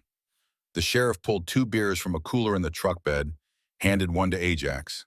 They sat on the tailgate, boots hanging over the edge, drinking cold beer in the warm afternoon. You remember the first time I brought you up here? Wade asked finally. After Linda died, you said sometimes you needed perspective to see your life clearly. Did it help? Ajax considered. Not then. Maybe now. Wade nodded, understanding without needing explanation. I come up here once a month, sometimes more if things get heavy, sit here and think about my boy, about what he would have wanted for me, whether I'm living a life that honors his sacrifice or just going through the motions. What do you decide? Depends on the day. Wade took a long pull from his beer. Some days I think I'm doing okay. Running the department, keeping the county safe, making sure his death meant something. Other days, I think I'm just a tired old man wearing a badge because I don't know what else to do. Ajax knew the feeling. After Sarah died, after Linda died, he'd clung to the iron wolves because riding gave him purpose when everything else felt hollow. The motorcycle became his reason to wake up, maintain something, keep moving forward even when forward felt pointless. Emma reminds you of Sarah, Wade said. Not a question, an observation. Same age Sarah was when I started failing her. When the drinking got bad and I stopped being present even when I was in the room. You didn't fail Sarah, Ajax. A drunk driver killed her. I failed her before that. Every day I chose whiskey over being her father. Every time she needed me and I was too drunk to help. The night she died was just the culmination. Wade was quiet for a long moment, staring out over the valley. My boy called me the night before he died, from Iraq. It was 3 a.m. my time, and I almost didn't answer because I was exhausted, had pulled a double shift, but I picked up. We talked for 20 minutes about nothing important, the weather, football, whether he should grow a beard when he got home. 20 minutes you'll always have, Ajax said. 20 minutes I almost missed because I was tired. Wade's voice carried an edge of old pain. Point is, we all have moments we could have done better. Could have been more present, more patient, more anything. But beating yourself to death over those moments doesn't change them. Doesn't bring back the people we lost. Then what does it do? Keeps us from being present for the people who still need us. The words settled over Ajax like weight and like relief simultaneously. He thought about Emma in the foster home, asking when he'd visit, thought about the Iron Wolves, his brothers who'd followed him into danger without question, thought about the years he'd spent trying to outrun ghosts instead of learning to walk with them. The Hendersons, Ajax said. Emma's foster family. The FBI said I could visit. You going to? Promised I would. Wade smiled, the expression softening the hard lines of his face. Good. That girl needs people who'll keep their promises. World's given her enough reasons not to trust. They finished their beers as the sun dropped toward the western horizon, painting the valley in shades of gold and amber. Ajax felt something shift in his chest, subtle but real, like ice breaking up after a long winter. Not healing. He'd learned that grief didn't heal so much as integrate, becoming part of who you were rather than something you carried separately. But maybe acceptance. Maybe the beginning of forgiveness, if not for the past, then at least for the future. I need to tell you something, Ajax said. About that day when Sarah called. Wade waited, giving him space. I was drunk, 3 whiskeys in, watching a game I don't even remember. She called, scared, asking me to pick her up. And I told her no. Told her to figure it out herself, because I was tired. Ajax's voice remained steady through force of will. Linda was working. If I'd been sober, if I'd gone to get Sarah, she'd be alive. 29 years old now, maybe married, maybe kids of her own. Maybe, Wade agreed. Or maybe the drunk driver would have hit her another day. Maybe she would have been in a different car that got in an accident. Maybe you can't control everything no matter how sober you are. I could have controlled being there when she needed me. Yes, you could have. Wade's honesty cut clean. And you weren't. And you've been punishing yourself for 13 years. How much longer are you planning to serve that sentence? Ajax didn't have an answer. The question hung in the air between them, unanswerable and necessary. Emma's alive because you were there when she needed you, Wade continued. Doesn't erase Sarah, doesn't make the past different, but it means you're still capable of being the man you wish you'd been 13 years ago. Question is whether you're going to let yourself be that man or whether you're going to keep running from ghosts. I don't know how to stop running. Then learn. Start small. Visit Emma. Show up when you say you will. Be present for the people who need you now. That's all any of us can do. They sat in silence as the sun set, 2 old soldiers on a tailgate, drinking beer and watching the world turn. Ajax thought about Sarah, about Linda, about the long years of grief and guilt, and wondering if life held any more meaning than suffering and loss. And he thought about Emma, running through the desert toward the sound of motorcycles, and the moment he'd chosen to stop and help instead of riding past. Maybe that was enough. Maybe that was all anyone could ask. The Henderson home sat on a quiet street in Carson Springs' northeast quarter, a modest ranch-style house with a well-maintained yard and a tire swing hanging from an oak tree in the front. Ajax pulled his Road King to the curb on Saturday afternoon, 5 days after the rescue, his stomach tight with nerves he hadn't felt since boot camp. He'd called ahead, spoken with Mrs. Henderson, Claire, she'd insisted, and arranged the visit, 1 hour supervised in the living room. The foster care system had protocols, safeguards, reasonable restrictions designed to protect children who'd already been hurt. Ajax understood and accepted them all. Claire Henderson answered the door before Ajax could knock, as if she'd been watching for him. She was 50-something, short and solid, with kind eyes and the competent manner of someone who'd spent decades managing chaos. Behind her, Ajax could see Emma hovering in the hallway, nervous energy evident in the way she shifted her weight from foot to foot. "Mr. Malone," Claire said, extending her hand. "Thank you for coming. Thank you for having me. Emma's been asking about you every day. I think she half believed you wouldn't actually show up." "I keep my promises," Ajax said. Claire studied him for a moment, assessment in her eyes, then nodded and stepped aside. "Come in. Can I get you anything? Coffee? Water?" "Water would be good." The living room was comfortable and lived in, furniture that had been chosen for durability rather than style. Family photos on the walls showing 2 decades of foster children who'd passed through this home. Emma sat on the couch, feet bandaged but healing, wearing clean clothes that actually fit her. She looked better than she had on the highway, rested, fed, cared for. But her eyes still held wariness, waiting to see if Ajax's promise was real. Ajax sat in the armchair across from her, accepting a glass of water from Claire, who then settled into a chair near the window with a book. Present but giving them space. Good foster parent, Ajax thought, knew when to intervene and when to observe. Hi, Emma said, voice small. Hi yourself. How are you doing? Okay, better than before. She gestured at the house around them. Claire and Tom are nice. They have two other kids here, both younger than me, and I have my own room. That's good. Everyone should have their own space.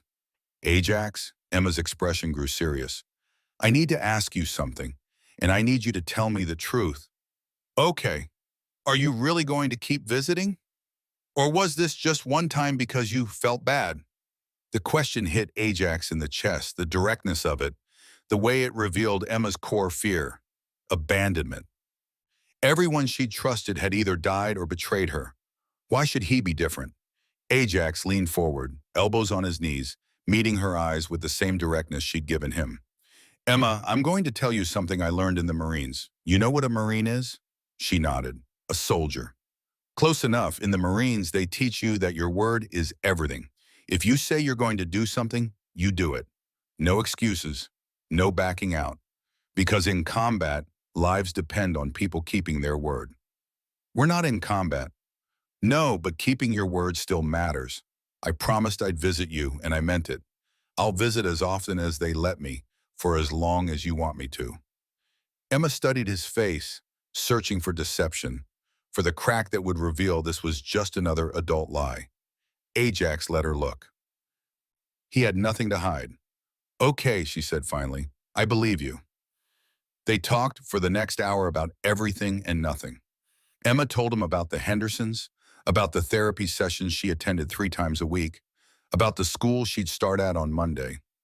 Ajax told her about the Iron Wolves, about the other members who'd helped rescue her, about his motorcycle, and how long he'd been riding. Can I learn to ride? Emma asked, eyes lighting up with the first real excitement Ajax had seen from her. When you're older, 16 maybe, if Claire and Tom say it's okay. Will you teach me? If you still want to learn when you're 16, and if the people taking care of you give permission, then yes, I'll teach you. Emma smiled, and Ajax saw the child she must have been before the world hurt her. Bright and curious, and full of potential. The trauma would mark her. It always did. But it didn't have to define her. With the right support, the right people around her, she could build a life that was more than survival. Claire interrupted gently when the hour was up. Emma, it's time for Mr. Malone to go. You have homework to finish before dinner. Emma's face fell, but she didn't argue. Just stood and crossed to Ajax, arms extended. He hugged her carefully, this broken child who'd somehow found the courage to trust again, and made a silent promise to whatever gods might be listening that he wouldn't let her down. At the door, Claire walked him out. On the porch, out of Emma's earshot, she spoke quietly. The social worker told me what you did, what all of you did. That was brave. Just did what needed doing. Most people don't. They call 911 and wait for someone else to handle it. You inserted yourself into danger to save a child you didn't know. Ajax thought about that, about the moment on the highway when he'd seen Emma running from the trees, and the decision that had followed. Not conscious thought so much as instinct, training, the residue of 40 years of being a Marine even after the uniform came off. I had a daughter, he said, Sarah.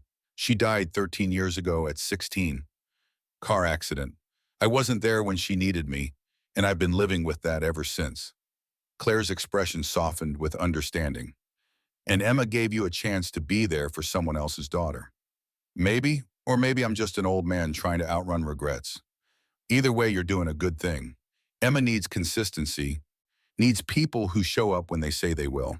If you're serious about visiting, about being present for her, then I'm grateful. I'm serious, Claire nodded. Then we'll see you next week? Next week, Ajax confirmed. He rode home through afternoon traffic, Emma's smile fixed in his memory. The apartment felt less empty when he arrived. Or maybe he just felt less empty himself. He made dinner, simple food, nothing fancy, and ate it at the kitchen table with Sarah's photographs still spread out where he'd left them days ago. He looked at his daughter's face, frozen at 16, and felt the familiar ache of loss. But tonight, mixed with the grief, was something else. Not replacement. Mom would never replace Sarah, and Ajax would never want her to. But purpose, direction, a reason to be the man he'd failed to be 13 years ago. I met a girl, he said to Sarah's photograph, voice quiet in the empty apartment, 10 years old, scared and brave and surviving things no kid should have to survive. I promised I'd be there for her, promised I'd show up. The photograph didn't answer, never would. But Ajax imagined what Sarah might say if she could, that she'd be proud, that helping Emma didn't erase the past but honored it, that maybe the best way to carry grief was to use it, to let it make you gentler with other people's pain rather than just drowning in your own. I'm going to try, Ajax told his daughter's memory. I'm going to try to be better, not perfect. I know I can't be perfect, but present, there when I say I will be. The father I should have been for you, even if I can't be it for you anymore. He gathered the photographs carefully, placing them back in the box, but this time he left the box on the shelf instead of hiding it in the closet. Accessible, visible, a reminder that grief and love were two sides of the same coin, and you couldn't have one without the other. The Iron Wolves' next Sunday ride happened a week after Emma's rescue. They gathered at Miller's gas station as always, but the atmosphere was different. Lighter somehow, or maybe Ajax just felt lighter. The weight he'd carried for 13 years hadn't disappeared, but it had shifted, redistributed across his shoulders in a way that felt more manageable. Flint was first to arrive, his soft tail rumbling into the parking lot at 8:45. He killed the engine and dismounted, pulling off his helmet to reveal hair that needed cutting. "Gunner," he said by way of greeting. "Doc." "How'd the visit go? With Emma?" "Good. She's doing better than I expected. Resilient kid. Kids are, seen it in trauma wards. They bounce back from things that would break adults." Kodiak arrived next, his ultra-classic gleaming from a fresh wash and wax. He detailed it the way he detailed everything, methodical and thorough. "Bike's running like shit," he announced, which was his way of saying everything was fine. Kodiak only complained when things were working perfectly. Wrench pulled in third, followed by Diesel, and finally Phoenix on his Iron 883, the youngest of them still riding like he had something to prove. They assembled in the familiar circle, pre-ride ritual, checking bikes and equipment with the practiced efficiency of men who'd done this 100 times.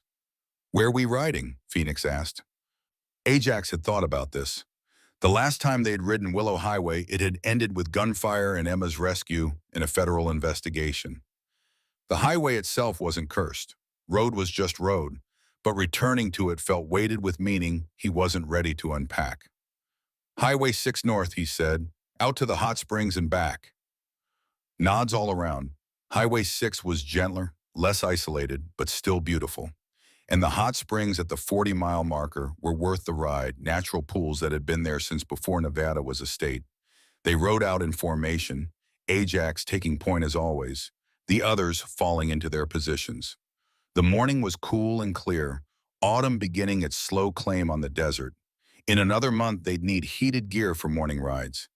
In 2 months, snow would close some of the mountain passes. But today was perfect. Temperature in the 60s, sky cloudless, visibility unlimited. Ajax felt his shoulders relax as they left Carson Springs, the tension he carried permanently beginning to ease. This was medicine, this riding, this brotherhood. Better than whiskey, more effective than therapy. Out here on the highway with his brothers, Ajax could be present in a way he struggled to manage anywhere else. 20 miles north, they passed through the small town of Lunar Landing, population 347, named by optimistic miners in 1969 who'd thought they'd struck it rich. The mines had played out within a decade, but the town persisted, stubborn human settlement clinging to high desert that offered nothing but hardship. Ajax had always admired that about Nevada towns. They existed because people refused to accept that the land was uninhabitable. refused to leave even when staying made no logical sense. 40 miles out, they reached the hot springs, natural pools carved into limestone, fed by geothermal water that emerged from deep underground at a constant 104 degrees. The area was undeveloped, just a parking lot and a hiking trail, popular with locals but unknown to most tourists. They parked the bikes and hiked the quarter mile to the pools. Steam rose off the water, visible against the cooler morning air. They stripped down to the shorts they had worn under their riding gear and eased into the water. 6 men letting the heat soak into joints that were aging faster than any of them wanted to admit. "You see the news?" Kodiak asked, floating on his back. FBI arrested 17 people in connection with Emma's case, trafficking ring that had been operating for 9 years. "Marcus Hartwell's cooperation?" Flint asked. "That's what the report said. He gave them names, locations, financial records. DA's office is working out a plea deal." Ajax processed that. Marcus had made a terrible choice, but he'd tried to make it right after. That didn't absolve him, didn't erase what he'd almost done to Emma, but it complicated the judgment. People were rarely pure evil or pure good. Mostly they were broken things trying to survive, making choices in impossible situations. "Emma's doing well," Ajax said. "Foster home seems solid. She starts school tomorrow." "You going to keep visiting?" Phoenix asked. "Every week if they let me. Made a promise." Diesel, who'd been quiet, finally spoke. "Good. Kid needs someone consistent, someone who shows up." They floated in silence for a while, letting the water work its magic on old injuries and older sorrows. These men were Ajax's family in ways that blood relatives never had been. They'd chosen each other, had ridden together through years and seasons, had stood witness to each other's grief and celebrated each other's small victories. "I've been thinking," Ajax said to the sky above them, "about getting involved with big brothers, foster kids especially, mentoring." Wrench, who rarely spoke, found words. "Good idea. You'd be good at that." "I don't know. What do I have to offer? I'm 60 years old, work part-time at a hardware store, ride motorcycles for fun. Not exactly role model material." "You showed up for Emma," Flint said. "That's more than most people do." "You think kids in the system are looking for perfection? They're looking for someone who gives a damn."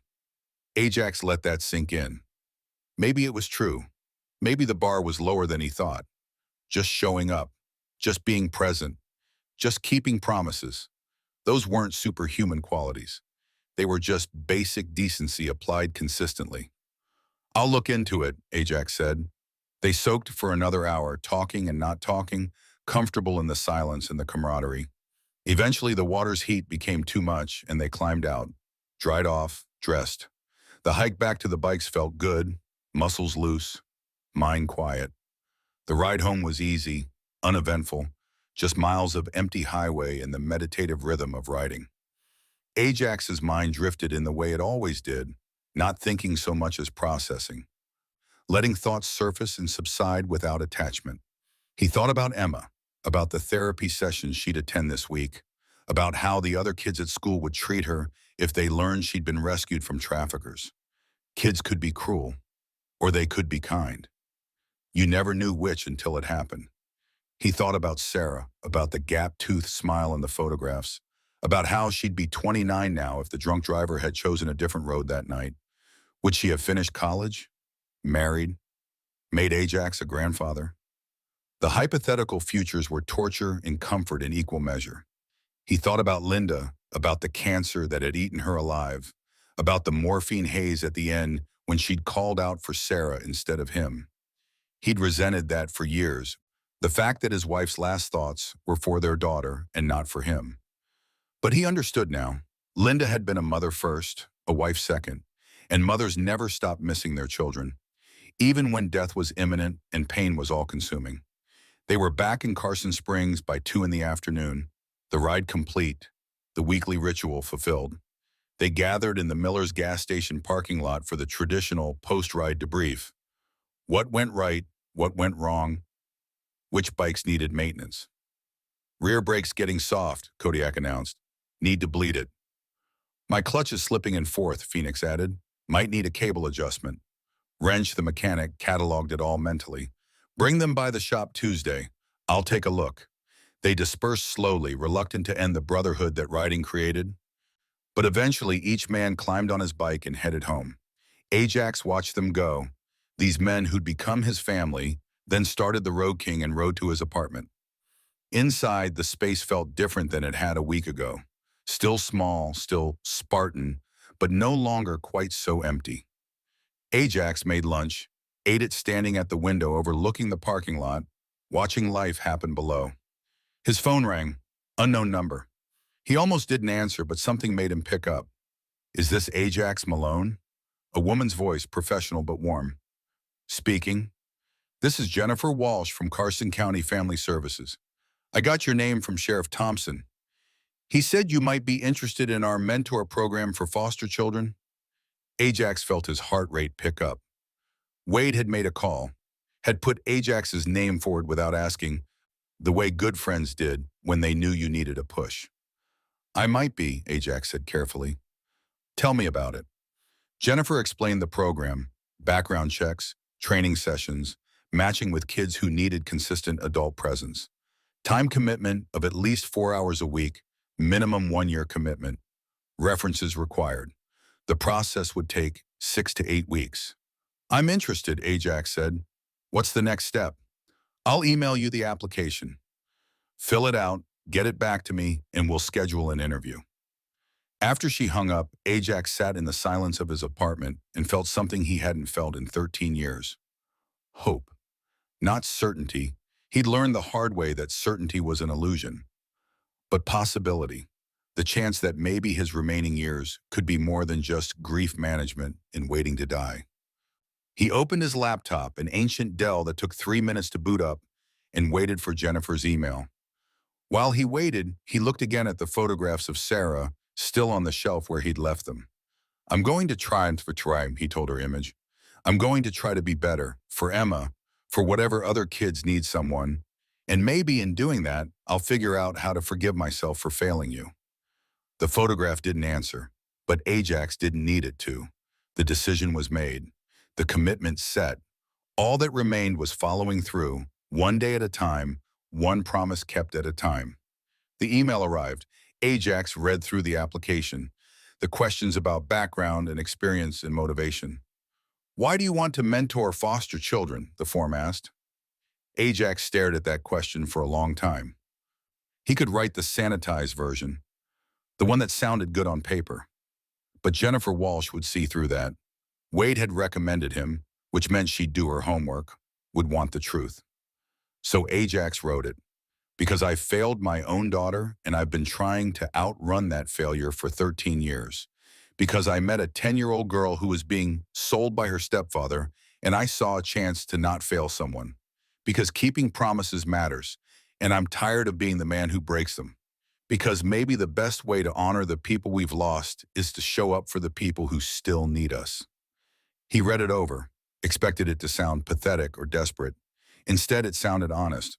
True, the kind of truth that might actually make a difference. Ajax attached the application and hit send before he could second-guess himself. Then he stood and walked to the closet, pulled out the bomb of Sarah's things he'd never been able to sort through. Her stuffed animals, her journals, her favorite books. For 13 years, the box had sat untouched, too painful to open. Today he opened it, not to throw anything away, not to move on, whatever that meant, but to remember, to let the memories be what they were, painful and precious, loss and love intertwined so thoroughly they couldn't be separated. He pulled out Sarah's journal from the year she turned 10, flipped through pages of her careful handwriting, entries about school and friends, and a crush on a boy named Danny Martinez, a drawing of a horse she wanted to own someday, a pressed flower from a hike they'd taken in the mountains, and an entry from June 15, 1995. Dad taught me to ride his motorcycle today. Not driving it, just sitting on it while he showed me how everything works. He said, when I'm 16, he'll teach me for real. I can't wait. Dad's the best. Ajax felt tears on his face before he realized he was crying. Not the desperate, gasping sobs of early grief, but something gentler, cleaner. The kind of crying that came from accepting that loss and love couldn't be separated. that you carried both forever. He closed the journal carefully, placed it back in the box, pulled out another, Sarah's high school yearbook from her sophomore year, the year she died. Her friends had written messages. "You're the funniest person I know. Stay awesome. Lilas, call me this summer." Messages from a future that never came. From friends who'd had to learn about death and grief and loss too young, the way Ajax had learned in Vietnam. Life didn't wait until you were ready to hurt you. It just hurt you and expected you to carry on. But carrying on was possible. Ajax had proven that. 13 years of carrying grief, and he was still here, still breathing, still capable of showing up for Emma, for the Iron Wolves, for whatever came next. The phone rang again. This time the number was familiar. Wade. "Sheriff," Ajax answered. "Just Wade, I'm off duty. You get the call from Jennifer Walsh?" "I did. Thanks for the recommendation." "You going to follow through?" "Applications already submitted." Wade's approval carried through the phone. "Good. You'll be good at this, Ajax. Kids need men who know how to show up when it matters." "I hope so. Still figuring out how to show up for myself." "That's the work, isn't it? Figuring out how to live with what we've done and what's been done to us. How to carry grief without letting it carry us." Ajax thought about that. About Wade carrying the loss of his son for 15 years. About the Iron Wolves, each man carrying his own losses. About Emma, carrying trauma she'd spent her whole life processing. "How do you do it?" Ajax asked. "How do you keep going when the weight gets too heavy?" Wade was quiet for a moment.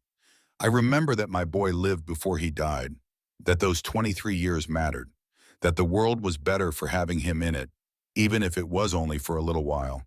And I try to live in a way that honors that. Not perfectly, just consistently." "Consistently," Ajax repeated. "That's all any of us can do, brother. Show up consistently. Keep promises. Be present for the people who need us. Everything else is just noise." They talked for a few more minutes about nothing important, then Wade hung up. Ajax sat with freshly phone in his hand, looking around his small apartment, thinking about the application he'd submitted and the promise he'd made to Emma in the years still ahead of him. 60 years old, most of his life behind him, statistically. The Marines, Vietnam, Sarah's childhood, Linda's illness, 13 years of grief.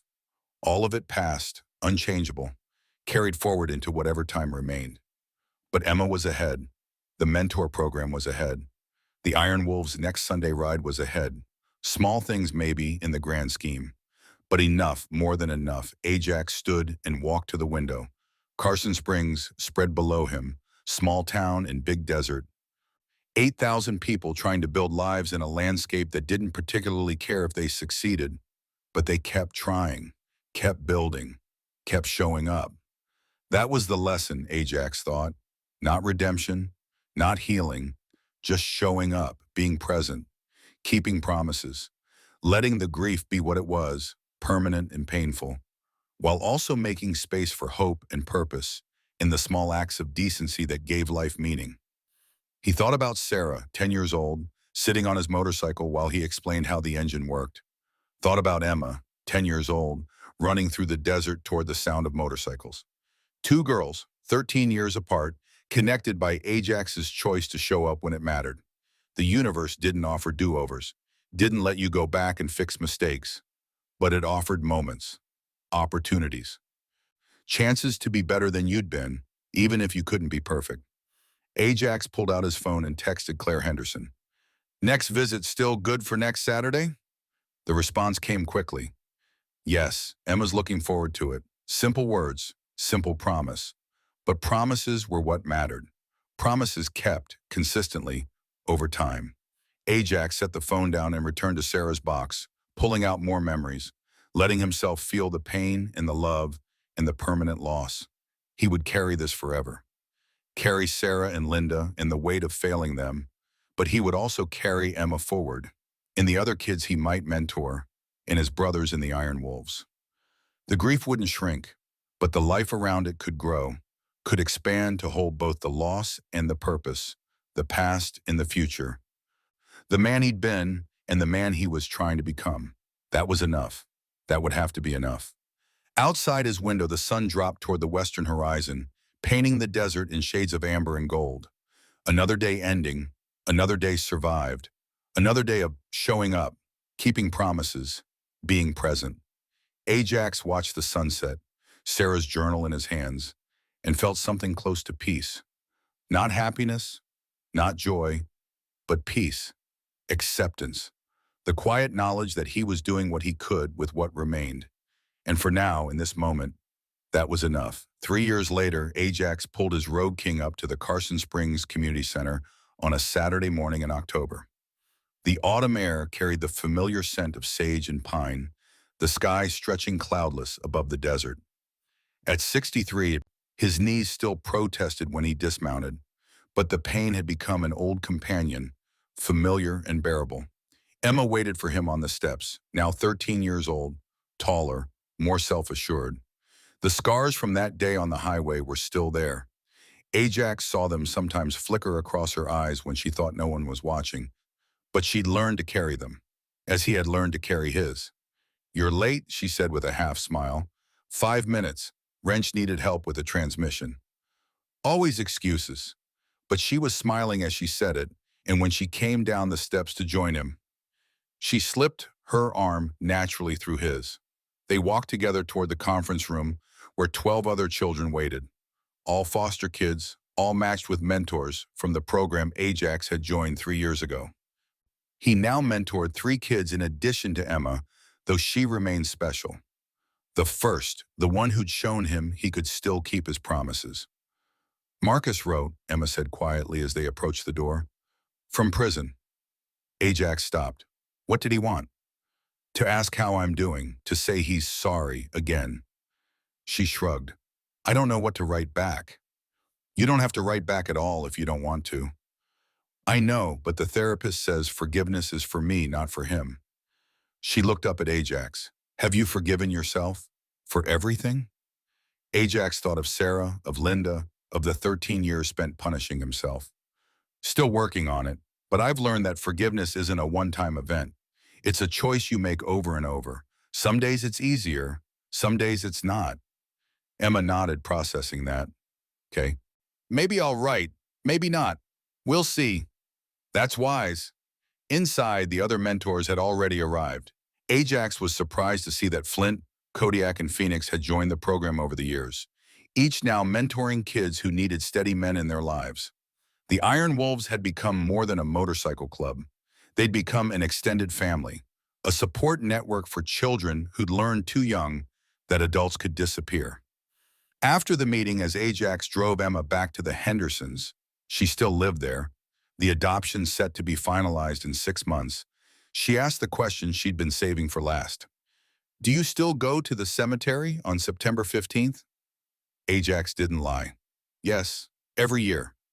"Do you still think it was your fault?" "Less than before." "Your therapist is right. Forgiveness is a process." "I'm still working on it. Claire says you saved me because you couldn't save Sarah, that it was some kind of, what did she call it, redemption?" Ajax stopped in front of the Henderson house, let the engine idle. "No, it wasn't redemption. You can't replace one life with another. But it was a choice. The choice not to let my past determine your future." Emma looked at him for a long moment, then leaned over and kissed his cheek. "Thank you for choosing to stop that day, for keeping your promise, for being here." His throat tightened. "Always, kid." That evening, Ajax sat alone in his apartment, slightly larger now, having moved the previous year into a 2-bedroom with a view of the mountains. The photos of Sarah and Linda were still on the shelf, but shared now with photos of Emma, the Iron Wolves, the children he mentored. He pulled out his journal, a habit started 2 years ago on his therapist's recommendation, and wrote October 13th. Emma asked good questions, hard questions. Marcus wrote from prison. She's wondering if she should respond. "I wonder if I should have been writing letters to Sarah all these years, even though she can't read them." Wade says grief never ends, you just learn to carry it better. He's right, the weight is still there, but I've found other things to carry too. Promises kept, children helped, a life lived with intention rather than habit. Next Sunday we ride to the hot springs, Flint's bringing his mentee, Kodiak's bringing his. Even Wrench finally agreed to mentor a kid who likes mechanics. We're becoming something bigger than six men on motorcycles. Sarah would have been 32 today. I still wonder who she would have become, but I don't drown in those questions anymore. Instead, I wonder who Emma will become, who all these kids will become, and how I can help them get there. Maybe that's all we can do. Show up, keep promises, be present for those who need us. Let grief be what it is while making room for something else too. 63 years old. How much time do I have left? 10 years? 20 if I'm lucky? I can't change the past, but I can shape what remains. One kept promise at a time. He closed the journal and looked out the window at the mountains silhouetted against the darkening sky. Somewhere out there, Emma slept in a safe home. The children he mentored were slowly learning they could trust. Marcus was serving his time, trying to make amends. And Ajax? Ajax was finally learning that redemption wasn't a destination, but a path. A path you walked one day at a time, one promise at a time, one child at a time. Sarah's ghost would always be with him, but now it rode alongside something else too. Hope, purpose, the quiet knowledge that he was doing his best with what remained. And for now, in this moment, that was enough. It was more than enough.